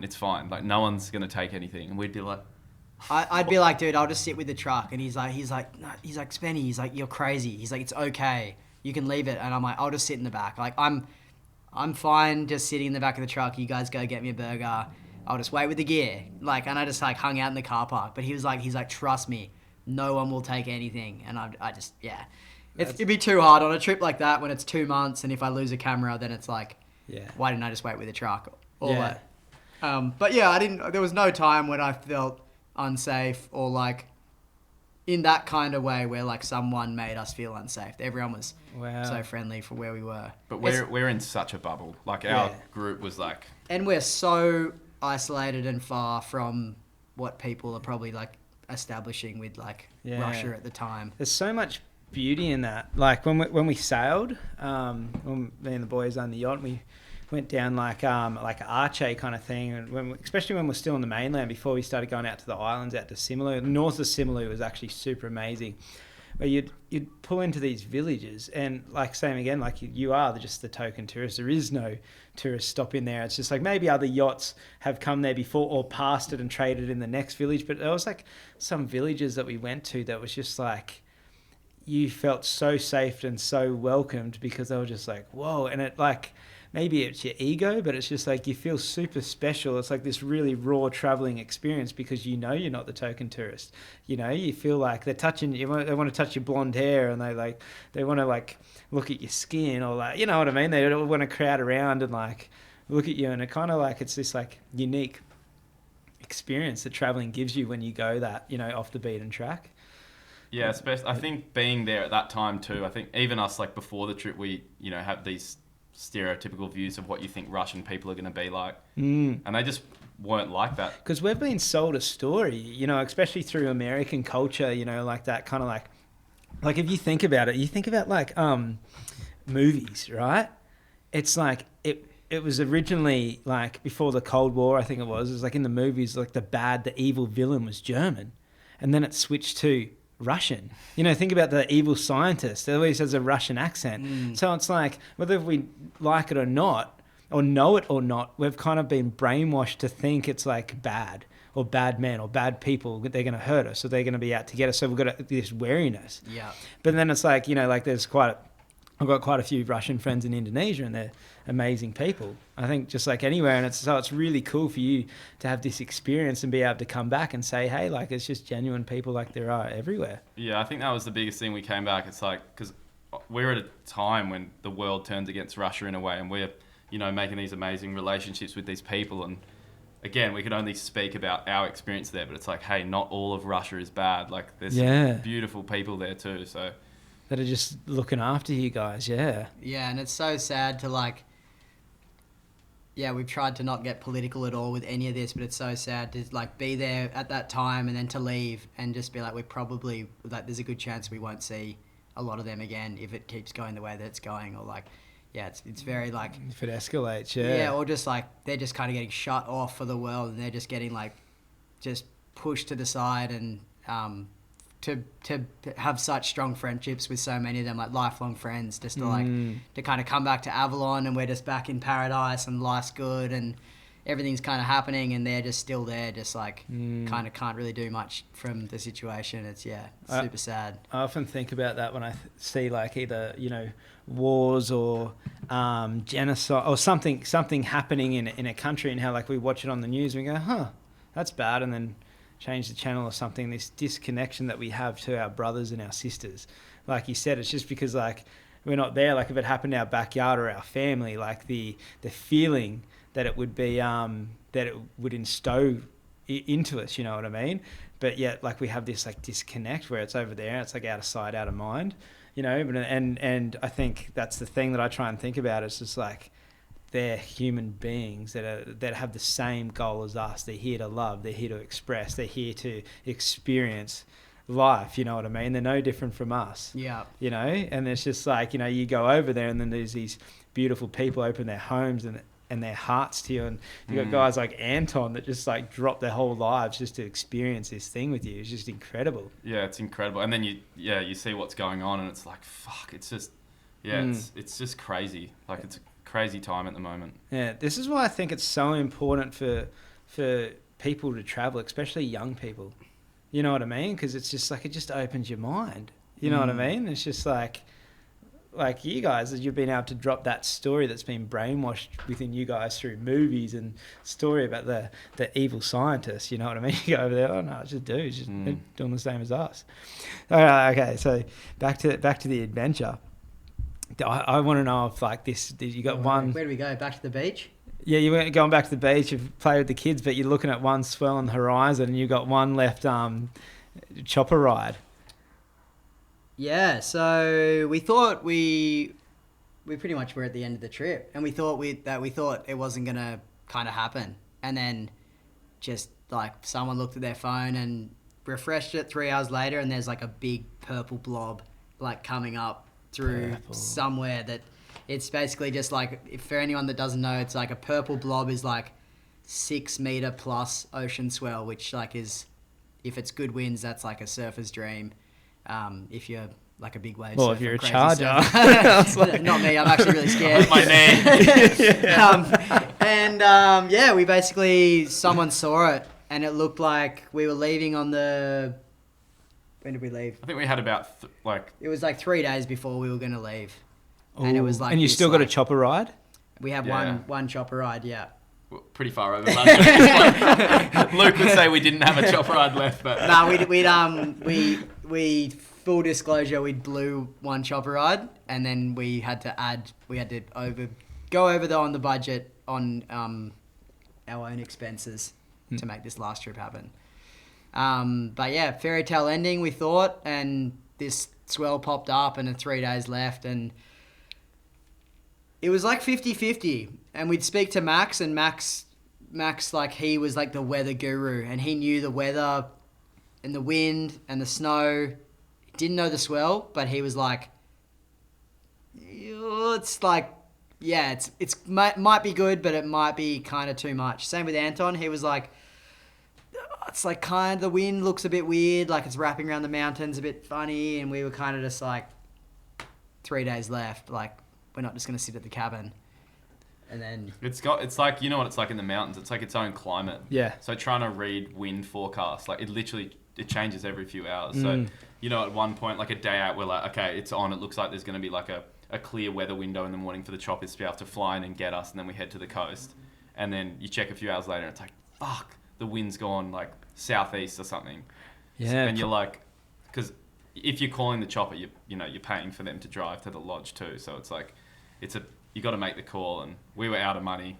3 days left, and if you get there and the wind change, you get stuck there when you've only got a couple of days left.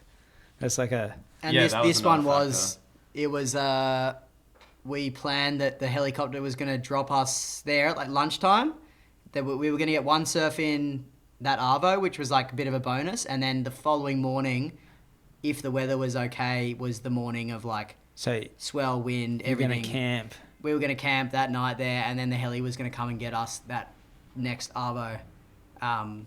Which was like, we'd done that, we'd probably camped like 10 nights by that time, so it was no big deal really. Like, we had good gear, we had everything.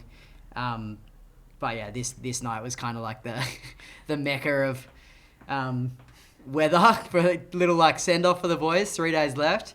So yeah, we made the call. Wait, what wave are you going for? The left. Oh, the same left. one. Yeah, that was that was in our minds. Yeah. Every one of us, like, we need to have another go.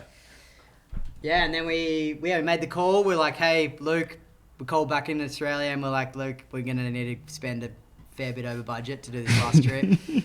But it's going to be worth it. It'll be good. We were like pitching to the sponsors again, pitching to the boss, just going. Convinced the boss that we could do it, and we called the chopper, got in. That we came a bit more prepared. That swell, we like talked to Max. I'm like, hey, can we bring a Zodiac in the helicopter? So he like loaded in like a smart move. He loaded in a boat and a motor, and he had like a driver that was like pretty like experienced waterman. So he kind of was our like boat driver. So we like the amount of stuff we fit into this helicopter trip, like camping gear, like boat, motor, like people, guides, us, camera, everything. So you went basically. all out. We went all out. Budget's gone. Let's go all out. Well, Max became invested too. So he was kind of he was like, let's just bring the boat. Like he wanted to score this wave just as much as us. So. And then we then what do we do? Yeah, Were you nervous, but like going back? Now with the boat, are you feeling confident?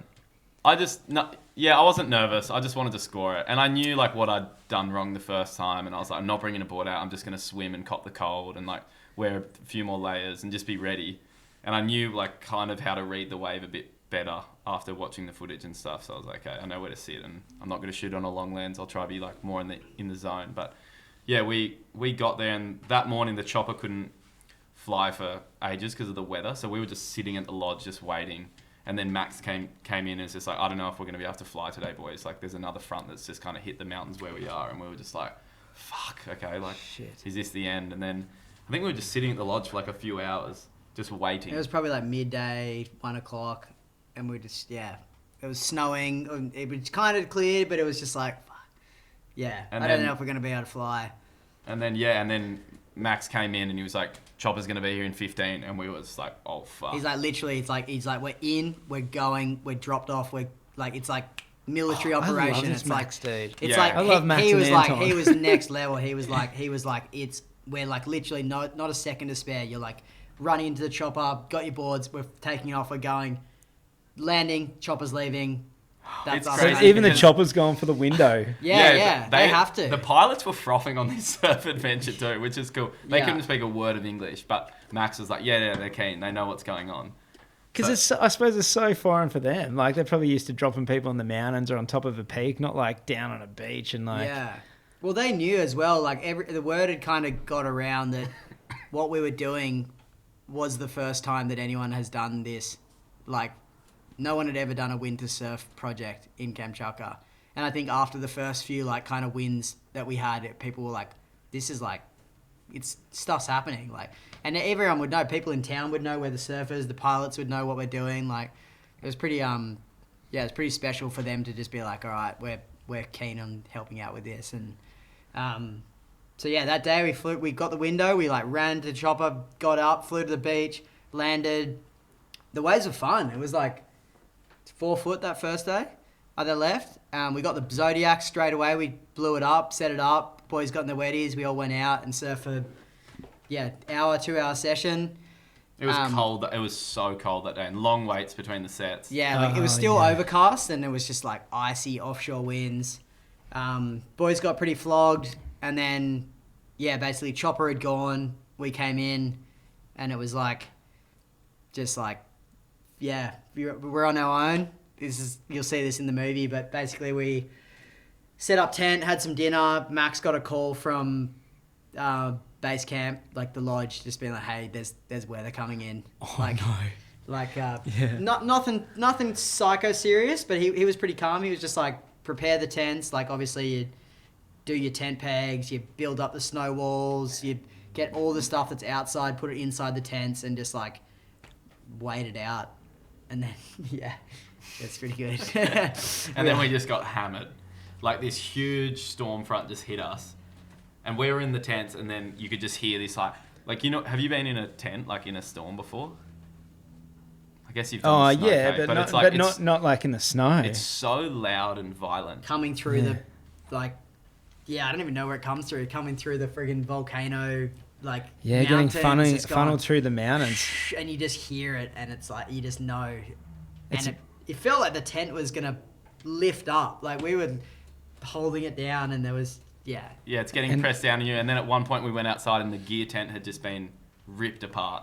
Like, one of the panels had torn, and then the wind had got inside, and then all the pegs had snapped. So it was just collapsed. all our camera gear, all the survival gear, just flatten this tent. Just Oh no! So, and it's full literally. blizzard whiteout outside, just and we're just trying to dig through the tent to get the red cameras and drones and ship them back to our little North Face tents, 2-manor tents, and it was It wasn't full whiteout, which was good. It was just crazy wind. And There was snow coming down, but it wasn't you couldn't see. It was just so windy. I think Yeah. it was 80 to 100 kilometer. Yeah, and then we just kind of gathered whatever we could, and then we just slept with it that night. We just had to just basically sleep with all your camera gear and all the everything basically, and then You don't sleep much because it just feels like you're in a tornado. It's like that.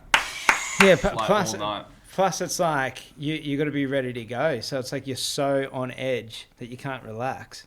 and then knowing that the next morning was what we were there for, and knowing that the next morning was that was it.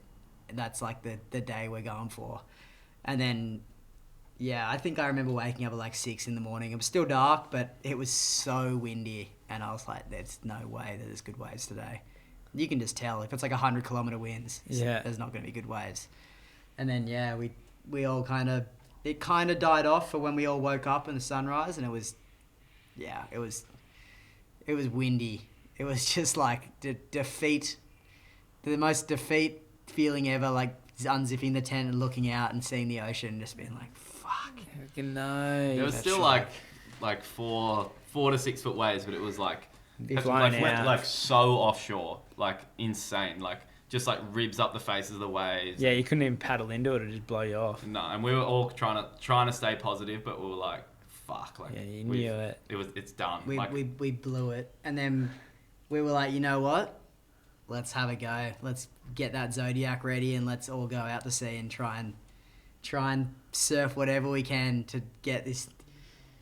Yeah, but it was windy. I remember we got on that boat, and I was like, this is gnarly. We're going out to sea. It's minus 15 and 50-kilometer winds, and we're on a little Zodiac with 6 of us. The boys got their wetties on, and they putting even for the boat ride, are they putting jackets on over the wetties or anything, or just No, it was just wetties, and there was so there was the left slab that we'd found the first time, and we'd actually camped on the other side of the beach, the bay this time, so it was a bit closer to the wave, and then to the left, a few hundred meters out, there was another left kind of slabby point break, which looked a bit cleaner. It wasn't as exposed. So we're let's take the boat out there and try and surf that wave. Which you'll see, it was another wave that no one had ever surfed before. But I think we were still a bit fuck, a bit in our heads, oh no, we didn't get the day. But the boys went out there and had a crack, and they got some fun ones, but it was so bumpy. You know what it's like surfing in it was probably 80k offshore winds. And how cold it was as well. That temperature with that wind is it's such another level. Yeah. And it was so close. If it was clean, it would have been the craziest day. Yeah. It would have just been insane. But it wasn't. I know, I'm kind of heartbroken. I'm waiting for you to be and then. Yeah, that was what we were all thinking. We're surely the amount that has led us to this moment, and surely there's some Hollywood fairy ending. tale ending, and it just didn't happen. And it was those moments where we were just oh, all right. Should we just wait another 5? Yeah, and then we kind of we were all super bummed, to be honest. None of us were really talking. We were all that sucks heaps. And then we all sat with it, and we all kind of just got together, and we're we flew back that Arvo, and it was who cares? We had the sickest trip ever, craziest experience. We did get heaps of good waves just because we didn't get it for the last fairy tale ending. It's it would have been the sickest ending and the big treat, but it was kind of hey, nature won and humbled us all. And yeah, it was all just about how special the place was in the end. And yeah, because maybe you did get the treat. I think that's the thing when you go to these places too. It's our expectations were so low that when we did get it, we were oh my God. And then you kind of have higher expectations of what is possible. And then you're kind of dreaming, and then you don't get it, and you're fuck. But then we all had that moment. You're this is the craziest trip and experience of our lives. And you'll probably watch the film, and you'll be they got sick waves. What are they talking about? But it's we just had such high expectations after that little taste of what's possible. But then I think it just kind of just like showed like, it just got so much inspiration and froth for us to just be like, there is so many more adventures and more waves and more places out there that no one's done, and like we can kind of just do them. Like we realize like And I think when you go to these places, it's actually so raw and wild there, and it's like, just because you have a cool idea of you're gonna score pumping waves, it's like nature's in control. It's like you got nothing here. Well, the surfing is only like the cherry on top. It's the adventure around trying to get that cherry. And the people, the place, everything that went into that trip, and the emotional roller coaster, the ups and the downs is like the experience. Good waves would have been a bit of a treat, but it's weird because I'm going back to Iceland soon and I'll be spending about 4 months up there and going to Svalbard and stuff, and it excites me, and it also like makes me nervous and scares me because of like how much you live on that line of heartbreak and heaven, I suppose. It's just like, because nature does rule it, but that's what I love, because it does humble you so much. It's like you work so hard for those beautiful moments, and like I remember being stuck in the van for like a week straight in this blizzard and just being like losing my mind. Can't even go outside. I can hardly move. Like a week just sitting. It's just like claustrophobic, and just like the weather just wouldn't let up. I remember every gust of wind started annoying me. Like it was all this. And then I remember I promised myself, if that happens again, I'm just going straight to Morocco. I was like, I'll give myself like 4 days or 3 days being stuck somewhere in a blizzard, and then, I've got to escape, because it's like a week straight, it's too much. But after that week, the heavens opened up, and I had the most amazing experience, and I never wanted to leave. And then it would play with me. Then it would go like 2 or 3 days, like crazy blizzard, and you're like, oh, you're starting to get fever. And then, so I kind of know the limit now. I'm like, I don't want to be stuck for a week, but I can handle 3 or 4 days. And then like, but it's like it just plays with you. Yeah, it's like how far are you willing to go? Yeah, exactly. How much do you want to achieve this goal or like surf this wave? And then that's why when you get those moments, it's like I've said on the potty before, and probably to you guys, it's like I had this moment in the north of Iceland when I was there, and I was just in the surf, and it was just the most beautiful scenery I've ever seen. The full moon was rising in between the fjord out to sea, and the sun was setting in the valley behind me. This is at Ollers, and you got this beautiful like pumping wave, and we're going wave for wave with my mates, and everyone's screaming, and I start crying because it's just, you've worked so hard, you've hardly slept, you're running on adrenaline, and then you're just completely scoring it. Yeah.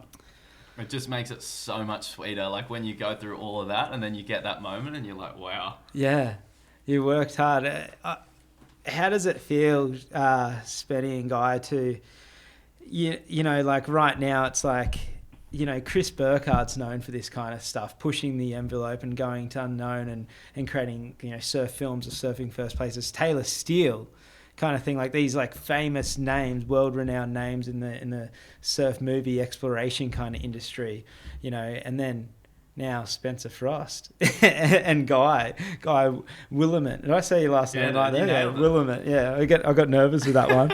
I was like, yeah, you know what I mean? It's like you two, like, you know what I mean? You put yourselves on the map for like with the last movie, and it's just like now you've just done like, one of the biggest stories in surfing in a long time. It's like you've gone to like a place that has broken out in war and surf like extreme temperatures in extreme like isolation.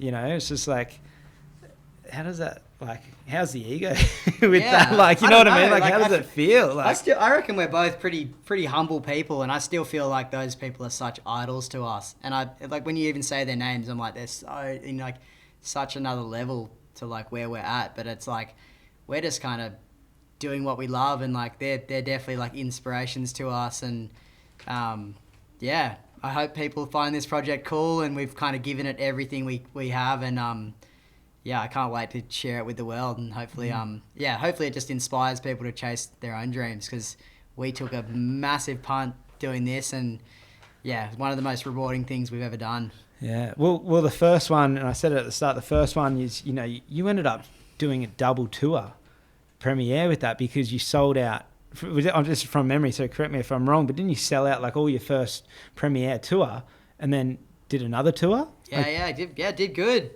Had heaps of awards, and what did we do? Heaps of festivals, heaps of screenings. Did you get the Vancouver? What awards? Because I remember you got a few. It was big in ones. the Ocean Film That's right. World Tour. Yeah. Did good. One award in London. Got Surf Film of the Year.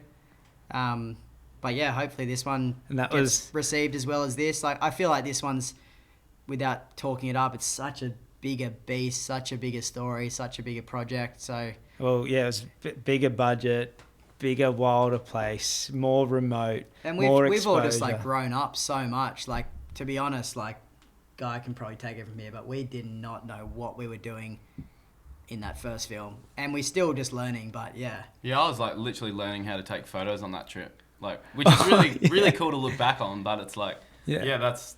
I mean, I take photos because of the adventure, not to take photos. It's like I like being a part of it, and the photos come secondary in a way, you know. But like, just to touch on the inspiration of the people that have come before us, like that's why we do these trips, because I just want to give them a nod, because they have literally inspired and sparked our love and froth for all these adventures because of what they've done in the past. Like, you know, it's like, so, like Spenny was saying, if we can inspire, like, you know, a few people, the generation below us or whatever, like, that's amazing, because that's what Burkhard and Jimmy Chin and Taylor have done for us. And like, that's why we continue and will continue to do these trips and like seek out these places, because it is like, I know for me and Spenny and definitely you, like, we go there to like obviously experience that, but also grow us as a person, because I think you grow the most when you get out of your comfort zone and you can become like addicted to that growth in a way, and like, how far can I push myself and what am I going to learn this time? And then the people you meet on the way, it's like, you just open yourself up to this whole another world. And the bubble we're in here is like,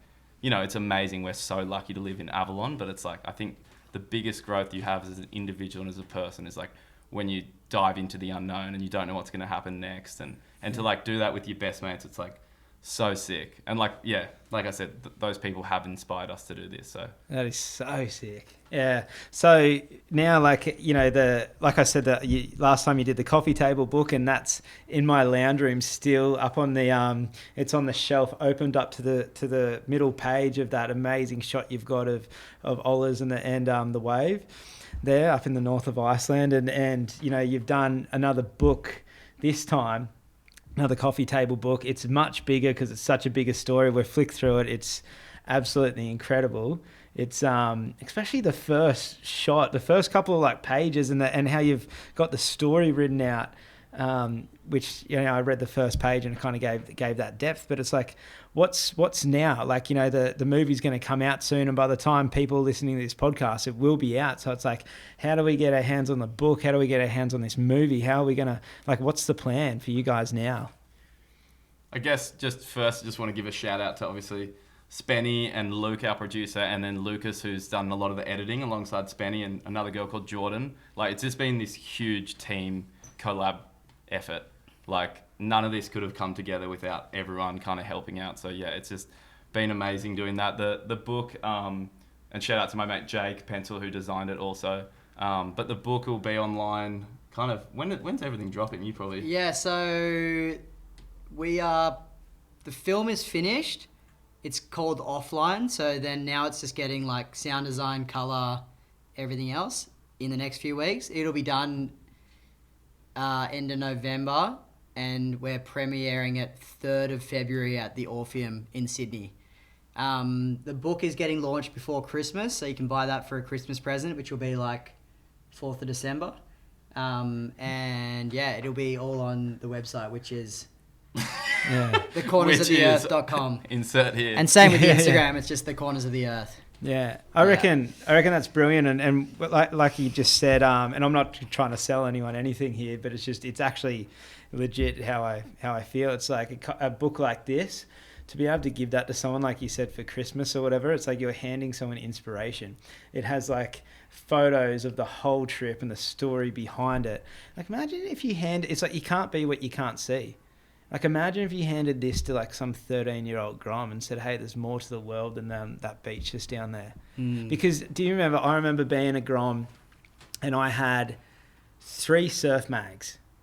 That's all I had. They got handed down to me by like my real dad's ex-girlfriend's son or whatever. And I remember it had Ockie going on this surf trip down the coast and going and Gary and all these like waves he surfed. And I would read this thing every day. And then as soon as and I always just dreamed of going like on these surf trips and that type of stuff there.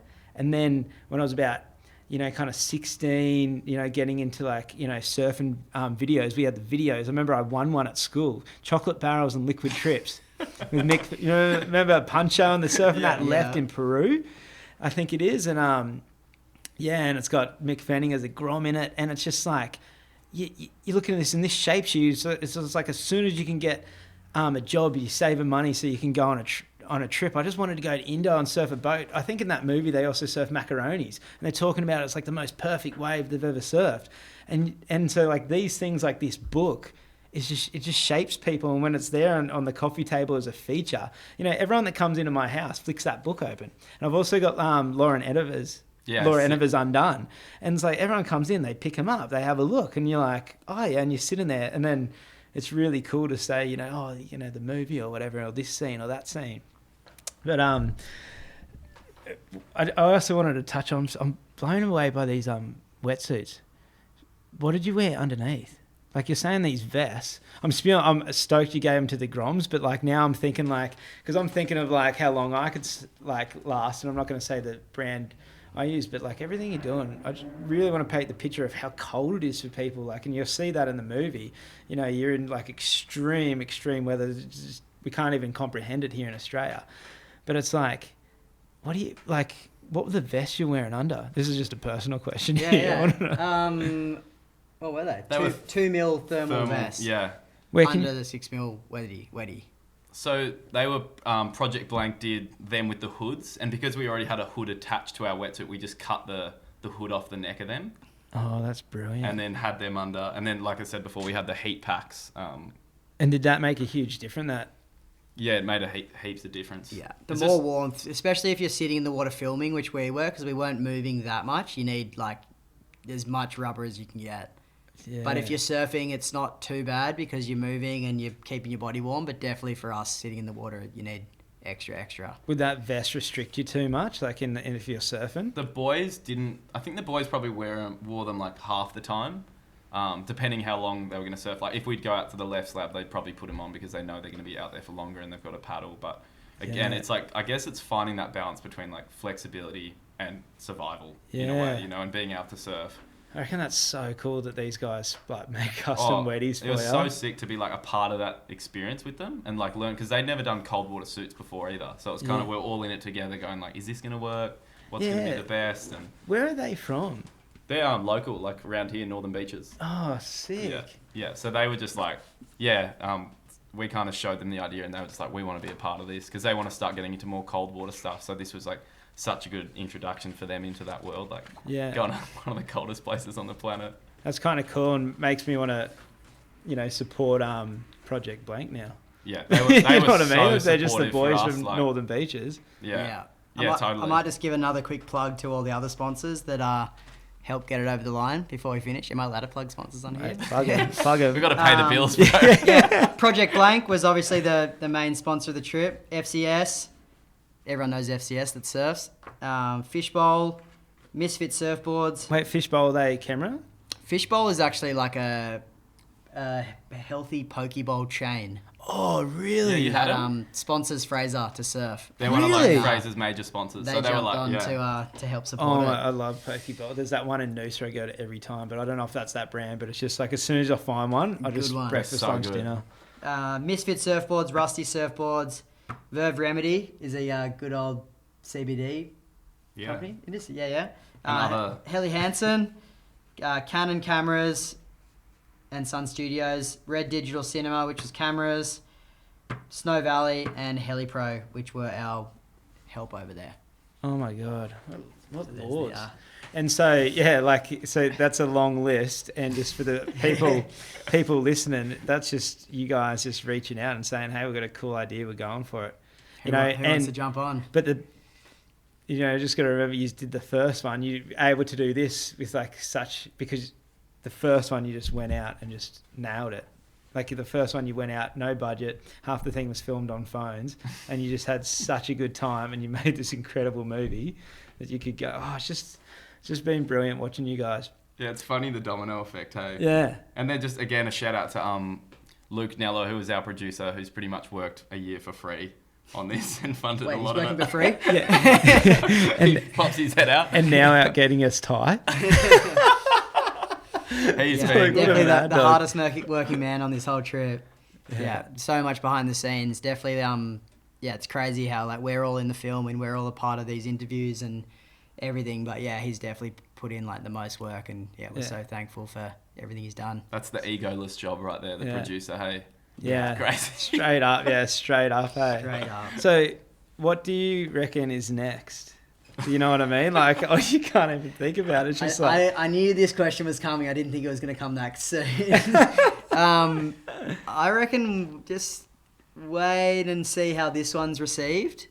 I'm struggling to kind of think how we can top this, but I'm sure we can, and I know we can, but it's like, this is a monster project. And yeah, I think the film and the book will kind of show how much we put into this and how much we did and everything else. But yeah, we've always got more dreams and more projects we want to do, and yeah, we're just going to kind of see what the future holds. Yeah. Would you do another? Because would you do another? Like, if this one, you know, if it all went and there was another wild place and everything, would you go for it? Yeah, I think I've definitely got another massive one left in me. Definitely. That's sick. I think like life, I don't know, life kind of seems like it gets in the way the older you get. So yeah, I don't know. That's just some people's mentality. I'd love to try and do one more massive project before I'm. Wait, you're turning 30. You're like 30's old now. I'm 28, so I'm still pretty young, I reckon. Dude, I'm only 29. But yeah, I'd love to do one in like the next 2 years, I reckon, and yeah, I'd love to just keep doing them forever if I can. They're sick. they're absolute such a passion and an inspiration for us, and yeah, we love doing these trips. Yeah, and we both know about a couple of places that, you know. There's still a few more There's gems still out a there. few gems there. That's what it made us realise, you know, like. Yeah. Yeah, even this coastline, like we could go back there and get the craziest waves ever, but yeah, no one likes a repeat. It just sucks that like all the real warm places is like kind of like taken. I know. And busy. But we like the cold, so. Yeah, I don't mind it. Well, I also just don't like. I like surfing and connecting with nature. I don't like the competitiveness. I don't like having to compete for waves. I just want to go out there and just enjoy it and express and like have a good time. And if it means I got to freeze my ass off to do it, then I'm happy to do that. Yeah, and generally the landscapes you're in when it's freezing are pretty special too. So yeah, I'm gonna touch on one more thing because it sounds like we're slowly like wrapping it up, but were we slowly? But we don't have to. One of the biggest questions we got asked was how was getting home. Oh yeah. So I thought we're not even we're there yet. We're not home yet. Double backing on that because it's not the craziest story, but it's definitely like one that everyone wants answered. So we didn't get the left. We went back. We had drinks and a party with all our friends and kind of said goodbyes. And we had. Was that sad? Like especially leaving the boys after everything you've been through. Is that like you know? Is that a brotherhood that you've like a? Yeah, it was really sad. I think with everything going on, like Spenny touched on before, we don't know when we're going to see him again. Mm-hmm. And it was, yeah, like Anton shed a tear on the last night and just said this meant the world to him, like us coming over. And that's so beautiful. I think I said at the start, but his dream is to come to Australia to surf. So to like flip that on its head and for 4 Aussie guys to head over to Kamchatka was like something he couldn't even dream of. So us being there was like meant the world to him, and just seeing that, and he expressed how hard this journey had been for him to turn like his life into a, you know, it's pretty much like a surf coach, pro surfer now in a way. And he teared up just saying it, you know, it meant the world for him. So that made us emotional, and just knowing what's going on now, it's really hard to see that. And yeah, the friendships we made, and Max and Anton and everyone at the lodge was just like became, you know, brothers for 2 months, and they're like really, really special, beautiful people. And the business like that Anton set up too, or Max is like with the mountain lodge. It's like that'd be lacking tourists with what's going on right now big too. Time. And they're definitely the surf camp like needs tourists going up there as well, and Max's heliboarding lodge needs tourists, and it's definitely they're not in a very good place, but it was sad to see. It's sad to leave on that note, we're going back to our lives and everything's happy and fine here, but we've been speaking to him like once a week, just having FaceTimes, and he must be so excited to see like the movie, you know what I mean? Yeah, we showed Max and he was like, he's a very hard critic. He's a pretty like strong personality, and he was like frothing. Really? He was like, what you guys have done is like really special. He's like really happy with it. Didn't say anything he wanted to change. He was blown away, which is pretty cool. And actually Misha messaged me today. He was one of the guides we were with, and he was like, this is really special. Good on you guys. Like, wicked. Yeah. Yeah, shout out to Misha.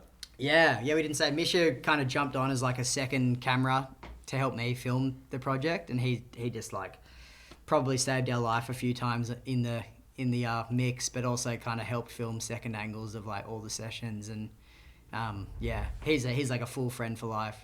They're all like real good guys. And then basically we had 2 months there of just like being like, all right, we kind of just scraped into getting into Russia. Now we've been here for 2 months. How are we going to get out? Are we going to have problems with getting out? It was just like so much uncertainty of like, I don't know, are we going to go back through immigration and the same thing's going to happen or anything? I had 14 hard drives of footage, which is like in a time where... And they like to confiscate stuff. Or in a time where they were just kind of not really wanting anything documented, and people were getting... Like, we were getting told that people were getting in trouble for documenting anything or getting locked up, basically. So there was definitely a lot of... That was probably the pretty stressful about, like, how are we going to get... Yeah, especially because back. of, like, exposure for, like, humanitarian... Like, you're on a humanitarian visa for one, but it's, like, exposure for what's actually happening there. Yeah. Anything on hard drives, any media looked, you know... And 150 kilos of camera gear that I was carting around with me, like drones, underwater housings, red cameras. Like, I had so much stuff. But yeah, we were all kind of stressing. We kind of just like divvied up the hard drives between us, and we're like, well, we got to get home anyway because our visa's running out. And got to Moscow. We kind of laid low that night at the airport hotel, went to the airport, and all pretty stressed. And I remember going up to the little booth and gave her my passport, and she looked at it, scanned it. See you later. Straight through. Just the relief. That was like, that All felt like us. the first time all trip that something just happened so easily. Yeah. And then we just had a beer on the other side and we're like, let's get the fuck out of here. Hey? Yeah. Wow. And just, I remember that plane took off and I was like, wow. Like, after that plane left Moscow, it was like, what a trip. Like, craziest adventure, and we're like getting home. And what a story to tell. You know what I mean? Like going home to your family with everyone watching the news with that stress, and then like all you've been saying to me for months, you know, I've been trying to, you know, wanting to come down and meet up with you guys, and all you've been saying to me is like, don't I have a story for you? Or wait till you hear this one. Dude, you will not believe it. Like, you know, and I remember seeing that you left, or you messaged me, I think, or we chatted and saying when you were about to leave, you just said, oh no, like I'm off, I'm going. It was something. And I was like, you fucker. I was like, you're getting out of here. And we're all like kind of stuck here kind of thing still. And you've got your visas and you're off on like just an incredible mission. You know what was crazy? It was like getting home, because not many people knew we actually left. Yeah. Oh yeah, So- we because of the social media blackout over there, and also we as a team thought it would be sensible to not show the world that we were in Russia. So none of us posted a single social media photo, reel, story, anything. The whole time we were there, it was just like no one knew we were there, which for like my ego especially, and guys I know, because I like to share what I'm doing and I like to show people what I'm doing, and I think it is good for my brand and business, and to do these trips in the future, like people want the live updates, and for us to like be doing the coolest shit and flying in helicopters and finding ways, and just to have to be just lip sealed, quiet. like nobody knew that we were there. Obviously everything going on was really hectic, so we were just trying to be like lay low and just be like people were dying, and we don't want to be insensitive, and we're still trying to navigate how to deal with the whole situation, like, you know, like, because obviously we're traveling to a country that's invaded another, and it's really hectic. So it was like, that was like a big part of how do we manage, and we can't just be like, we're on snowmobiles, and then just over the border there's like a war. It was like a battle of the ego, and then when you think about it in like a bigger context, it's like we've kind of got like no right to be like just like laughing and joking around, and especially because we weren't seeing the news, and not until we got back home and you're seeing like what, you know, they were doing, you're like, oh my god, like it's really hectic. But yeah, it was nuts coming home, because I don't know, a few like close friends obviously knew we were gone, but like you'd go to the coffee and they'd be like, oh, I haven't seen you in a while, have you been away? And you're like, and you'd just say no. I'd just say no because I couldn't, like, I hadn't really digested it yet. You were down at the beach with us today. To go from like Sydney, Northern Beaches, one of the probably the safest suburbs in Australia, like beautiful, and to be in like the craziest other side of the world, snow, cold, adrenaline filled, like it's just such a trip out coming back here and just being like, we're back, and it's just like life as usual, and no one even knew that we were gone. That's kind of cool. What we're saying, it's like in the end of Lord of the Rings, when the four hobbits would like go to the pub and they're all just sitting around like after they friggin' saved Middle Earth or whatever it is. No one knows they went to Mordor. No one knows, and they're just all sitting there having a beer. That was us. Like, we'd come home and we'd all just be looking at each other, just like, what an adventure. Yeah. Oh my god. Yeah. It's been to the war torn. Oh, incredible. Absolutely incredible. Yeah. I just had a moment when you're saying that, you're like, no one knew, and I said, oh, when I knew you left or whatever, and you're on an adventure, didn't really know what it was, and just I knew you were doing it, and I was like, damn it, those photos of that I'd sent you with where I cut your heads out, and I cut my head out and put it like holding your camera gear, saying like I want to go on the next one. That was it didn't work. Good. Next time. Oh no, you boys got to do your thing, doing what you're doing. Oh, it's just sick. I love it. You've gone next level. You've made us all proud. Thanks, Shanksy. And it's just no words. It's just incredible. I know this movie is going to blow everyone's minds. I'm just stoked. There's people like you guys that are just normal dudes going out there and just freaking doing it and showing the rest of us we can. Showing the rest of us it's safe, that we can go, make our dreams happen. Yeah. Right back at you, dude. You do the same for us, So, seriously. Yeah, thanks. Yeah, you inspire us, so. Yeah, like I said to you earlier, I think I figured it out. It's not motivation or inspiration. It's literally just telling people it's safe. We all want to feel safe, and it's just you go out and do it, and you come back and share your story, and that's the beauty and brilliance of why we share stories. It's like that's where we go into our fear, because someone else does it and comes back and says, oh, I'm safe. And you'll be safe too. They give us that realization that we can do it, and that's why, I believe story time's so brilliant. It's how we pass information, and you guys just you can go surf like minus 30 degrees and you'll survive. Just. But if anyone wants to go do it, good luck and go for it. Yeah. Okay. All the best to them. Yeah. Good luck. Take 100% the heat support. So just one last time before we leave, Corner of the Earth. Is it still just Corner of the Earth on Instagram, or is it Corner of the Earth too? Yeah, the Corners of the Earth. Dark Corners of the Earth. Yeah.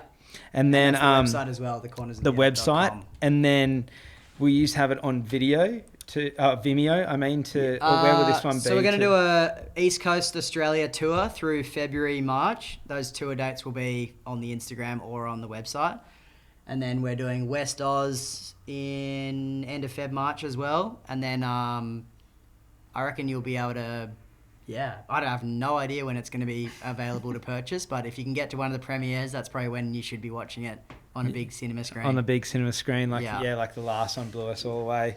And then, personal Instagrams, G-Funk, for Guy Willemans for his photography, so at G-Funk, and then Spencer Frost Films. That's it. That's us. Yeah, the boys. Yeah, Corner of the Earth. Go check it out. Go to the premiere, watch it, get inspired, go on an adventure, just send it, just do what these boys are doing and have a good time. Thanks, brother. Thanks, Shanksy. Yeah. You're the man. Thanks heaps, guys. Love yous.